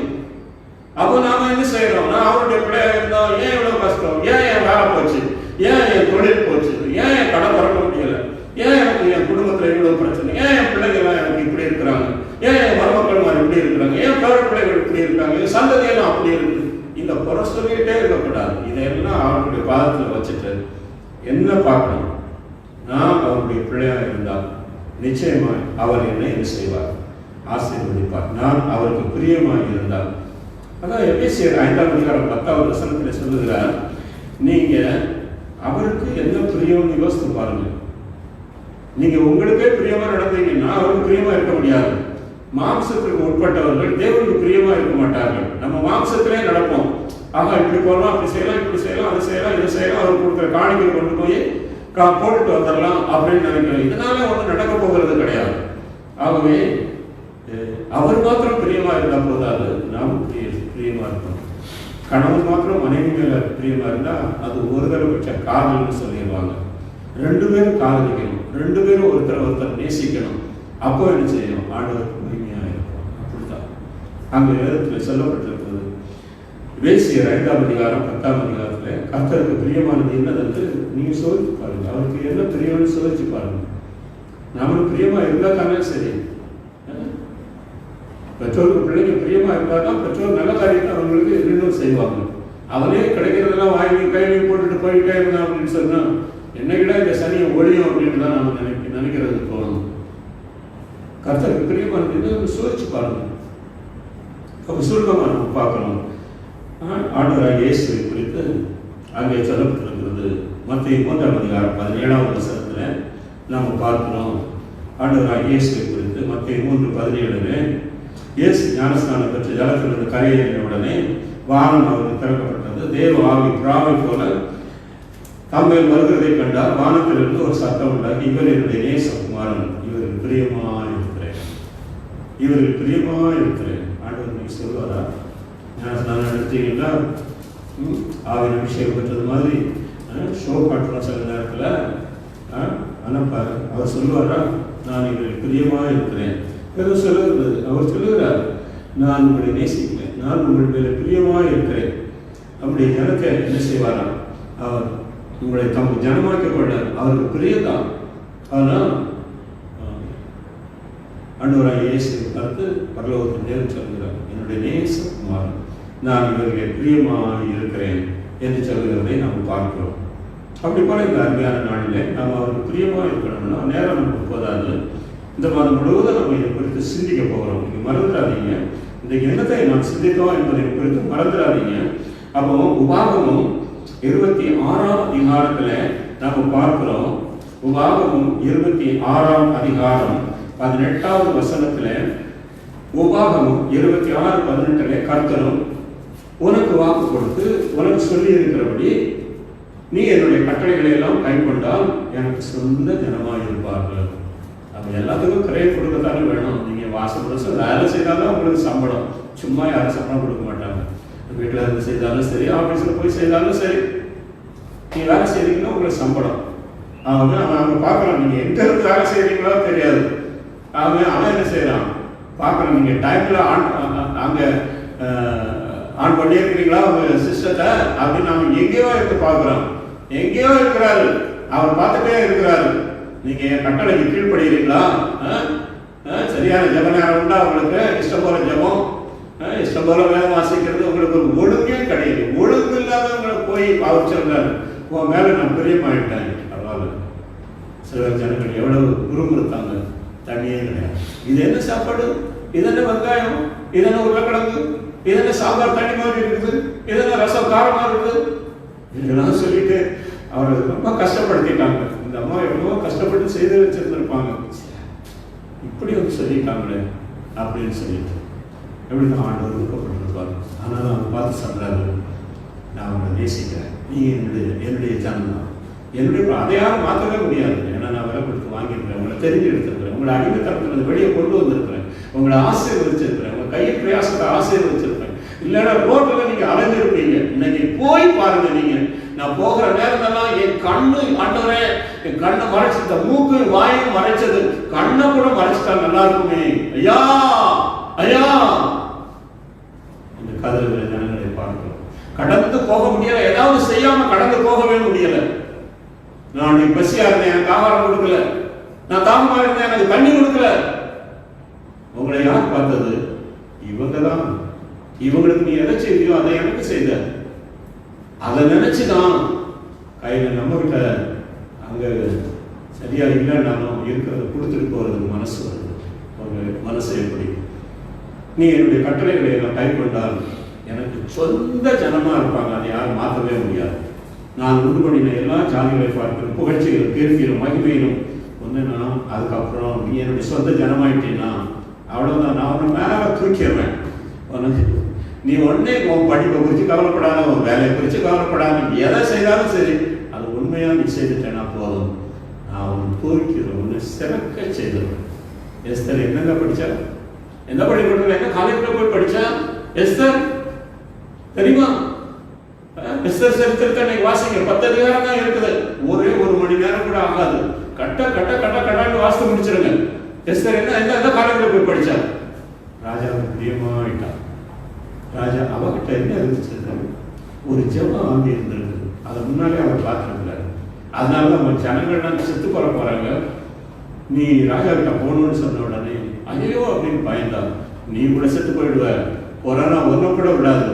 அதனால கொரோனாவில் பாதிக்கப்பட்டவங்களுக்காக ஜெபம் பண்ணணும், சிகிச்சை எடுத்து கொண்டிருக்கிறவங்களுக்காக ஜெபம் பண்ணணும். திறப்பின் வாசல்ல நில்லு, இந்த கொள்ளை நோய்க்காக நில்லு, நீ நில்லு, அதுக்காக தான் உனக்கு நான் தெரிஞ்சு எடுத்திருக்கிறேன் என்று சொல்லுகிறார். என்ன கட்டளை கொடுக்கிறார்? அவருடைய பிள்ளையாக முடிக்க நாம் என்ன செய்யணும் தெரியுமா? அவருடைய கட்டளைக்கு கீழ்ப்படியும், அவ்வளவு கீழ்ப்படுத்தணும். உங்களுக்கு பெரிய ஆசீர்வாதத்தை கொண்டு நீ என்னுடைய கட்டளைகளையெல்லாம் கை கொண்டால் இவர் என்ன எப்படியெல்லாம் நம்ம பிடிக்கிறாரு பாருங்க. இங்க நான் அவனை ஆசீர்வதிப்பேன், நீ தான் என்னுடைய சொந்த ஜனம், நான் அவன் மேல அன்பா இருக்கிறேன். இப்படிதான் முதல்ல என்ன செய்வாங்க? நாம நம்முடைய வாலிப வயசுல அப்படிதான் என்ன செய்வோம், எவ்வளோத்தையும் மறந்து பேசிட்டே இருப்போம். கடைசியில் கொஞ்ச நாளைக்கு அப்புறம் தான் ஒன்றுனா என்ன செய்யும், வெளியே வரும். ஓஹோ, இவர் சங்கதி இப்படி இருக்குது, இது தெரியாம போயிடுச்சு அப்படின்னு. இப்போ தெரிஞ்சுக்கணும், இவர் ஏன் நம்மளை சிநேகிக்கிறார் அப்படின்னா அவருடைய கட்டளையின்படி நம்ம செய்யணும்.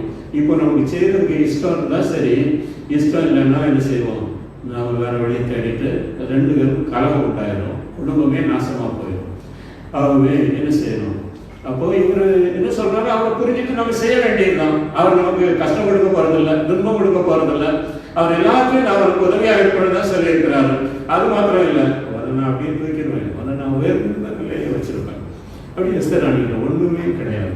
அப்போ தேசம் ஜனங்கள்லாம் அழிய போறாங்க, அதனால நீ ராஜா கிட்ட போகணும், போய் பேசு அப்படின்னு சொன்ன உடனே அவன் போய் பேசணும். ராஜா என்ன செஞ்சா, அவனுக்கு தேசத்துல பாதி 127 நாடு இருக்குது. அந்த 127 நாடுல நான் என்ன செய்வேன், 64 நாடு உனக்கு நான் கொடுக்குறேன்ற மாதிரி என்ன செஞ்சார் சொல்லிட்டார். இறக்கம் கிடைச்சு. பார்த்தீங்களா? இன்றைக்கு நீங்க யாரா இருக்கிறீங்க? அவருடைய ஜனமா இருக்கிறீங்களா? அவரை பிரியப்படுத்துறதுக்கு அவருடைய கட்டளைகளுக்கு கீழ்ப்படுகிறீங்களா? முதல் சொன்ன உடனே போயிட்டான், நான் உபவாசம் இருக்கிறேன், நான் ஆண்டவரை நோக்கி ஜெபம் பண்றேன், நான் ராஜா கிட்ட போறேன் அப்படின்னு சொல்லிட்டேன். இந்த அருமையான நாளில இந்த 31 நாட்களை நமக்கு மீண்டுமாய் லாக்டவுன் என்று சொல்லி இருக்குது அரசாங்கம். என்ன செய்ய போறீங்க? What is the plan you have, what is the purpose you have in your life? இந்த 31 நாளில் நான் என்ன செய்ய போறேன்? வேதத்தை வாசிக்க போகிறேனா? திறப்பின் வாசலில் நின்று அழிந்து கொண்டிருக்கிற மக்களை ஆதாயப்படுத்துவதற்காக மன்றாட போகிறேனா? என்னுடைய கணவன் வழிநடத்தி போகிறானே, என்னுடைய மனைவி வழிநடத்தி போகிறானே, என்னுடைய பிள்ளைகள் வழிநடத்தி போகிறார்களே, நான் இவர்களுக்காக என்ன செய்ய போகிறேன்? எஸ்தரை படியுங்க, படியுங்க, திறப்பின் வாசலில் போய் நில்லுங்க. நான் செத்தாலும் சாகிறேன், என்னுடைய குடும்பம் எனக்கு வேண்டும், என்னுடைய பிள்ளைகள் எனக்கு வேண்டும், என்னுடைய மனைவி எனக்கு வேண்டும், என்னுடைய கணவன் எனக்கு வேண்டும், நான் என் தேவனுக்கு பிரியமான பிள்ளையாக நடக்க வேண்டும். இந்த தீர்மானத்தை எடுப்பீங்களா? ஆண்டவர் இன்னைக்கு உங்க மேல பிரியமாக இருப்பார், உங்களை கைவிடவே மாட்டார், உங்களை ஒரு நாள் கைவிடவே மாட்டார். நேரம் முடிஞ்சு போச்சு. அதனால அவருடைய கட்டளைக்கு நீங்க கீழ்ப்படிஞ்சா நான் அவருடைய பிள்ளை இல்லை. நான் யாரும் நினைக்கிறீங்களா? இல்லை, ஒரே ஒரு காரியம் செய்தால் போதும், நீங்க அவருடைய பிள்ளையா இருக்கீங்க. அவருடைய நாமத்தின் மேல் விசுவாசம் உள்ளவர்களோ, அவரை ஏற்றுக்கொண்டவர்கள் எத்தனை பேர்களோ அத்தனை பேர்களோ அவருடைய யோவான் 1:12 சொல்லுவோம், அவருடைய நாமத்தில் விசுவாசம் உள்ளவர்களா. இவர்தான் கடவுள், இவர்தான் என்னை ரட்சிக்க வந்தவர், இவர்தான் அகிலத்தை படைத்தவர், சர்வ லோகாதிபதி, இவர்தான் எனக்காக இந்த உலகத்திலே வந்தவர், இவர்தான் ரத்தத்தை சிந்தி என்னை மீட்டுக் கொண்டவர், என்னை பாவத்தின் பிடியிலே இருந்து என்னை விடுவித்தவர், இவர்தான் என்னுடைய பாவத்திற்கு பரிகாரமாக கல்வாரி சிலுவையிலே மரித்தவர், 3ஆம் நாளில் உயிரோடு எழுந்தவர், மீண்டும் திரும்ப வரப்போகிறவர், அவர் என்னை சேர்த்துக் கொள்ள வரப்போகிறவர் என்பதை விசுவாசித்தாலே போதும். அவருடைய பிள்ளைதான் நீங்க. ஆனா எங்கேயோ போயிட்டீங்கல்ல, எங்கேயோ பாவத்துக்குள்ள போயிட்டீங்க, பரிசுத்தத்தை இழந்து போயிட்டீங்கல்ல, நீங்க திரும்ப வாங்க. கம் பேக், நீங்க திரும்ப வாங்க, இந்த பாவத்தை மன்னிங்க என்று சொல்லி 1 அதிகாரம் 7, 8, 9 வசனங்களிலே சொல்லி இருக்கிறபடி நான் உன்னுடைய பாவங்களை அறிக்கையிட்டான், உன்னுடைய பாவங்களை மன்னித்து எல்லா நியாயத்தையும் நீக்கி நம்மை சுத்திகரிப்பதற்கு அவர் ஒன்று விடுவார். நான் பாவி கிடையாது, நான் நல்லதாக இருக்கிறேன். உள்ளான மனுஷங்கள என்னென்ன பாவங்கள் ஒட்டி இருக்கிறதோ அந்த மனுஷங்க அந்த தன்மைகள், ஒரு கீழ்ப்படியான தன்மைகள் இருந்தால் நிச்சயமாய் ஒருத்தருக்கு வெளியே தெரியாது. ஆண்டவருக்கு கீழ்ப்படியான காரியங்களை எத்தனை காரியங்களை செய்து கொண்டிருக்கிறோம். ஏன் ஆபிரகாம் ஆசீர்வதிக்கப்பட்டார்? ஆண்டவர் சொன்ன உடனே அவர் கீழ்ப்படிந்தார். அதனால ஏன் ஆண்டவராகிய இயேசுவை எல்லா நாமத்திற்கும் மேலான நாமத்தை கொடுத்து அவர் வானத்திலே உள்ளவங்களும் பூமியிலே உள்ளவங்களும் எல்லாரும் அவருக்கு முன்பதாக முழங்கால் படியிட வேண்டும் என்று சொன்னதற்கு காரணம் என்ன தெரியுமா? அவர் சொன்னதையெல்லாம் செய்து முடித்தார், அதுதான் கீழ்ப்படித்தார். அதனால அவர் சொன்னார், இவன் என்னுடைய நேசகுமாரன், இவன் மேலே நான் பிரியமாய் இருக்கிறேன் என்று சொன்னார். 3 காரியம் செய்யணும். நீங்க 1, ஆண்டவருடைய வார்த்தைக்கு கீழ்ப்படியணும். 2, உங்க பெற்றோருக்கு கீழ்ப்படியணும். ஏதோ சொல்லுது எபேசியர் 6ஆம் அதிகாரம் 1-2 வசனங்கள். இது கர்த்தருக்கு பிரியமானது, ஆண்டவருக்கு கீழ்ப்படிகிறது பிரியமானது. 1 சாமுவேல் 15ஆம் அதிகாரத்திலே நம்ம வாசிக்கிறோம், பலியனா அப்புறம்தாயா நீ முதலாவது ஆண்டவருடைய வார்த்தைக்கு நீ கீழ்ப்படிஞ்சா. சவுல் பார்த்து சொல்லுகிறார், பலி செலுத்த போறேன் அப்படி சும்மா ரீல் விடாத. ஆண்டவருடைய வார்த்தை என்ன சொல்கிறது? அதுக்கு நீ கீழ்ப்படிஞ்சா. பலி செலுத்துகிறதை பார்க்கணும், கீழ்ப்படிகிறது தான் உத்தமம். இப்போ நீ ஆண்டவருடைய கட்டளையை மீறிவிட்டதுனால உன்னுடைய ராஜ்யபாரம் கிழிக்கப்பட்டது. இனி நீ ராஜா கிடையாது, நேற்று வரைக்கும் ராஜா.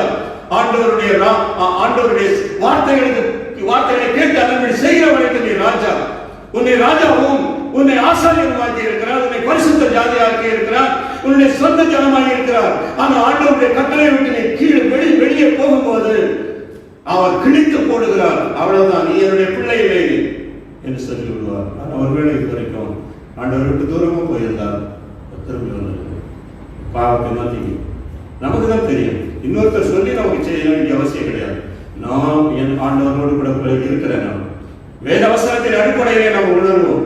அவர் என்னை பார்த்து சொல்லுவாரா, நீ எனக்கு பிரியமானவன் என்று சொல்லுவாரா? இந்த ஓய்வு நாளின் ஆராதனை உங்களுக்கு ஆசீர்வாதமாக இருக்கும்.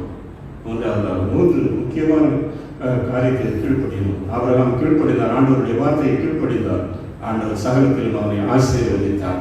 உங்க பெற்றோருக்கு கீழ்ப்படியுங்க. நான் கல்யாணம் முடிச்சாச்சு, பிள்ளைங்க இருக்குது, எனக்கு அப்படி இருக்குது. அவங்க பெற்றோர் தானே, இன்னும் இல்லையா? இன்னும் அவங்க பெற்றோர் தானே. இன்னைக்கு எத்தனை பிள்ளைகள் பெற்றோரை பார்க்க விரும்பாதவர்கள், பெற்றோரோடு கூட பேச விரும்பாதவர்கள் எத்தனை பேர் இருக்கிறீங்க? இன்னைக்கு இந்த செய்தியை கேட்டு இன்னைக்கு நீ மனதில் போய்விட்டால் நாளைக்கு உனக்கு இன்னொரு வாய்ப்பு கிடைக்கும் என்பதற்கு எந்த விதமான அத்தாட்சியும் கிடையாது. இன்னைக்கு today is the day of salvation. இன்னைக்கு மறந்துடும். பெற்றோருக்கு கீழ்ப்படி, கர்த்தர் உன்னை ஆசீர்வதிப்பார். தாயை தகப்பனை கனம் பண்ணுகிறவர்களுக்கு வேதம் சொல்லுது, ஆண்டவரே சொன்னார் கனம் பண்ண. ஆண்டவர் அப்படி கனம் பண்ணார். கனம் பண்ணுகிறவர்களுக்கு ஆண்டவர் என்ன கொடுப்பார் தெரியுமா? நீடித்த நாட்களை கொடுப்பார். கொரோனாலாம் ஒண்ணுமே கிடையாது, கண்ணுக்கு தெரியாமலே போயிடும். நீங்க நீடித்த காலமா அப்படின்னா அது எல்லாருக்கும் தான் இருக்குது. 70 வருஷம் 80 வருஷம் இருக்குது. ஒருவேளை உன்னை குறைஞ்ச வயசுல தூக்கிட்டாங்கன்னா சரி, அது போகட்டும். நீடித்த நாட்கள் கர்த்தருடைய வீட்டிலே நீடித்த நாட்கள். ஆமா, முடிவே இல்லாத ராஜ்யத்தில் இருக்க, அதுதான் முக்கியம். இந்த நீடித்த நாட்களை தான் போகட்டும், அதுதான் முக்கியம். நீடித்த நாட்களால் இருப்பார் கர்த்தர், உன்னை ஆசீர்வதிப்பார். 3வது யாருக்கு கீழ்ப்படியும் தெரியுமா?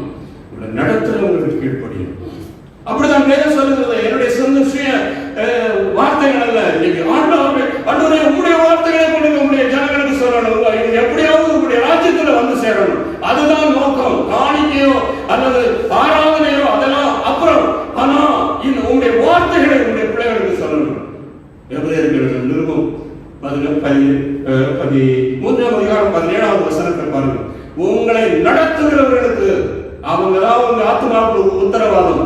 ஆகவே உங்களை நடத்துறவங்களுக்கு நீங்க கட்டாயம் கீழ்ப்படியணும். இது ரெண்டுக்கும் நான் கீழ்ப்படிவேன், நடத்துறவங்களுக்கு நான் கீழ்ப்படிய மாட்டேன்னு சொன்னீங்கன்னா நீங்க 5 பாடத்தில் 4 பாடம் பாஸ் ஆயிட்டீங்க, 5வது பாடம் ஃபெயில் ஆயிட்டீங்க, அடுத்த கிளாஸ்ல நீங்க போகவே முடியாது. உங்க ஃபர்தர் ஃபியூச்சர் அதோட ஸ்டாப் ஆயிடும். உங்களை நடத்துகிறவர்கள் என்ன சொல்லுகிறார்களோ அதை நீங்க கேட்டு வேதத்தின் அடிப்படையில் இருக்கிறதா என்று ஆலோசித்து பார்த்து, யாரோ வந்து ஏதோ தீர்க்கதரிசனம் சொன்னாங்க இல்ல, உங்களை நடத்துகிறவர்கள், உங்கள் போதகர், உங்கள் ஊழியர் உங்களுக்கு என்ன ஆலோசனை சொல்லுகிறார்களோ அதை கேட்டு வேத வசனத்தின்படி நீங்க நடந்தீங்கன்னா you will be with him for your endeavor. கண்களை மூடிக்கொள்வோமா? எபினேசர் எபினேசர் இதுவரை நடத்தினீர், யெகோவா ஈரே எல்லாம் பார்த்துக் கொள்வீர். எபினேசர் எபினேசர் இதுவரை நடத்தினீர், யெகோவா ஈரே எல்லாம் பார்த்துக் கொள்வீர். முழந்தாள் படிட்டு முழுவதும் தருகிறேன் நான், முழந்தாள் படிட்டு முழுவதும் தருகிறேன் நானும் என் வீட்டாரும் உம்மையே நேசிப்போம், உமக்காய் ஓடுவோம், உந்தன் நாமம் சொல்லுவோம், உமக்காய் ஓடுவோம், உந்தன் நாமம் சொல்லுவோம். எல்லாரும் அப்படியே கரங்களை உயர்த்தி ஆண்டவருடைய சமூகத்திலே ஒப்புக் கொடுப்போம். எல்லாரும் ஆண்டவரே உம்முடைய வார்த்தைகளுக்கு நாங்கள் கீழ்ப்படியாமல் போனாலும் நீர் எங்கள் மேல் பிரியமாக இருக்கிறதற்காக நாங்கள் உமக்கு நன்றி செலுத்துகிறோம். எங்களை எப்படியாவது ஆண்டவரே உம்மோடு கூட சேர்க்கப்பட வேண்டும் என்று சொல்லி தேவரே, நாங்கள் ஒரு நாள் ஒரு காலத்திலே நாங்கள் தேவனற்றவர்களாக இருந்தோம். ஆனால் இன்றைக்கு நாங்கள் உடைய பிள்ளைகளாக உடைய ஜனங்களாக இருக்க எங்களுக்கு கிருபை தந்தீரே. நீர் அதற்கான பிரியத்தை கல்வாரி சிலுவையிலே சிந்தினீரே. ஆண்டவரே எங்களை தாழ்த்தி உங்கள் கரத்திலே தருகிறோம். எங்கள் மேல் மனது நம்புவீராக. எங்கள் குற்றங்கள் குறைகளை மன்னிங்க. இந்த திருச்சபை பிள்ளைகள், இந்த நாளின் ஆராதனையிலே பங்குவித்துக் கொண்டிருக்கிற பிள்ளைகள், யாரெல்லாம் இன்னும் தூங்கி கொண்டிருக்கிறார்களோ, யாரெல்லாம் இந்த ஆராதனை அலட்சியம் பண்ணி கொண்டிருக்கிறார்களோ, இருந்தாலும் ஆண்டவரே கிருபையுள்ள தேவன் அவர்களுக்கு இரக்கம் செய்யும். கிருபையுள்ள தேவன் அவர்களுக்கு இரக்கம் செய்யும். ஆலயம் அடைபட்டாலும் உங்களுடைய ஊழியம் அடைபடவில்லை என்பதை நாங்கள் இதன் மூலம் பார்க்கிறோம். எங்களை நேசிக்கிறதுனால எங்கள் வீட்டிற்கு உள்ளே வந்து எங்களோடு கூட நீர் பேசிக் கொண்டிருக்கிறீர்கள். அதற்காக நன்றி. இந்த நாளின் ஆராதனைகளை பங்கு பெற்ற எல்லா தேவ பிள்ளைகளையும் ஆண்டவர் அவரிதமாய் ஆசீர்வதிங்க. உடைய வார்த்தைகளை கேட்கும், உடைய வார்த்தைகளின்படி நடந்தால் ஆபிரகாமின் கர்த்தர் சகலத்திலும் ஆசீர்வதித்தார் என்று சொன்னபடி ஒவ்வொரு காரியத்திற்கும் நீங்க ஆசீர்வாதத்தை வச்சிருக்கிறீங்க. இந்த திருச்சபையில ஏராளமான ஊழியர்கள் உண்டு. ஆண்டவரே ஊழியத்தை செய்வதற்கு உங்களுடைய பிள்ளைகளுக்கு கிருபை செய்யும். உங்களுடைய புண்ணியத்தை அறிவிப்பதற்காக இந்த ஜனங்களெல்லாம் நீங்க நேசிக்கிறீங்க, தெரிந்து கொண்டீங்க. உங்களுடைய நாமத்தை நாங்கள் எல்லாம் எந்த இடத்துல இருந்தாலும் மையப்படுத்த ஆண்டவரே நீங்க கிருபை செய்யுங்க. ஏசப்பா நீங்க கிருபை செய்யுங்க. உங்க ஜனங்களை கைவிடாமல் பாதுகாத்துக் கொள்ளுங்க. கர்த்தருடைய காக்கும் கருத்திலே உங்களை தாழ்த்தி ஒப்புக் கொடுக்கிறோம். தேவாதி தேவனே, வேலை இழந்த ஜனங்களுக்கு வேலைகளை கொடுங்க. தொழில்களை இழந்தவர்கள் தொழில்களை திரும்ப கொடுங்க. நீங்க என்னை ஆசீர்வதிக்கிற தேவன். கர்த்தர் ஆபிரகாமை எப்படி ஆசீர்வதித்தீரோ, ஈசாக்கை ஆசீர்வதித்தீரோ, யாக்கோபை ஆசீர்வதித்தீரோ, அப்படி போல இன்றைக்கும் உங்களுடைய வார்த்தையை கீழ்ப்படுகிறவர்களுடைய ஒவ்வொரு பிள்ளைகளையும் ஆசீர்வதிக்க வல்லமையுள்ளவராக இருக்கிற உங்களுடைய அன்பு கருத்தரை தாழ்ந்து தருகிறோம். தொடர்ந்து ஆங்கில ஆராதனையை ஆசீர்வதித்தாங்க. எல்லா துதிகரமையும் நாங்கள் மக்கள் செலுத்துகிறோம். இயேசு கிறிஸ்துவிலே பெற்ற நாமத்தில் தாழ்மையோடு கட்சி கேட்கிறோம். நல்ல பிதாவே, ஆமென். என் ஆத்துமாவே கர்த்தரை ஸ்தோத்திரி, முழுவதுமே பரிசுத்த நாமத்தை ஸ்தோத்திரி. என் ஆத்துமாவே கர்த்தரை ஸ்தோத்திரி, கர்த்தர் செய்த சகல உபகாரங்களை மறவாதே. ஆமென். நம்முடைய கர்த்தராகிய இயேசு கிறிஸ்துவின் கிருபையும் தேவனுடைய ஆத்மாவும் பரிசுத்த ஆவியின் ஐக்கியம் நம் அனைவரோடும் திருச்சபை பிள்ளைகள் யாவரோடும் உள்ள பரிசுத்தவான்களோடும் இப்பொழுதும் எப்பொழுதும் நிலைத்திருப்பதாக. ஆமென், ஆமென், ஆமென். கர்த்தர் எல்லாரையும் ஆசீர்வதிப்பார். சமாதானத்தோடு நீங்கள் விடைபெறலாம்.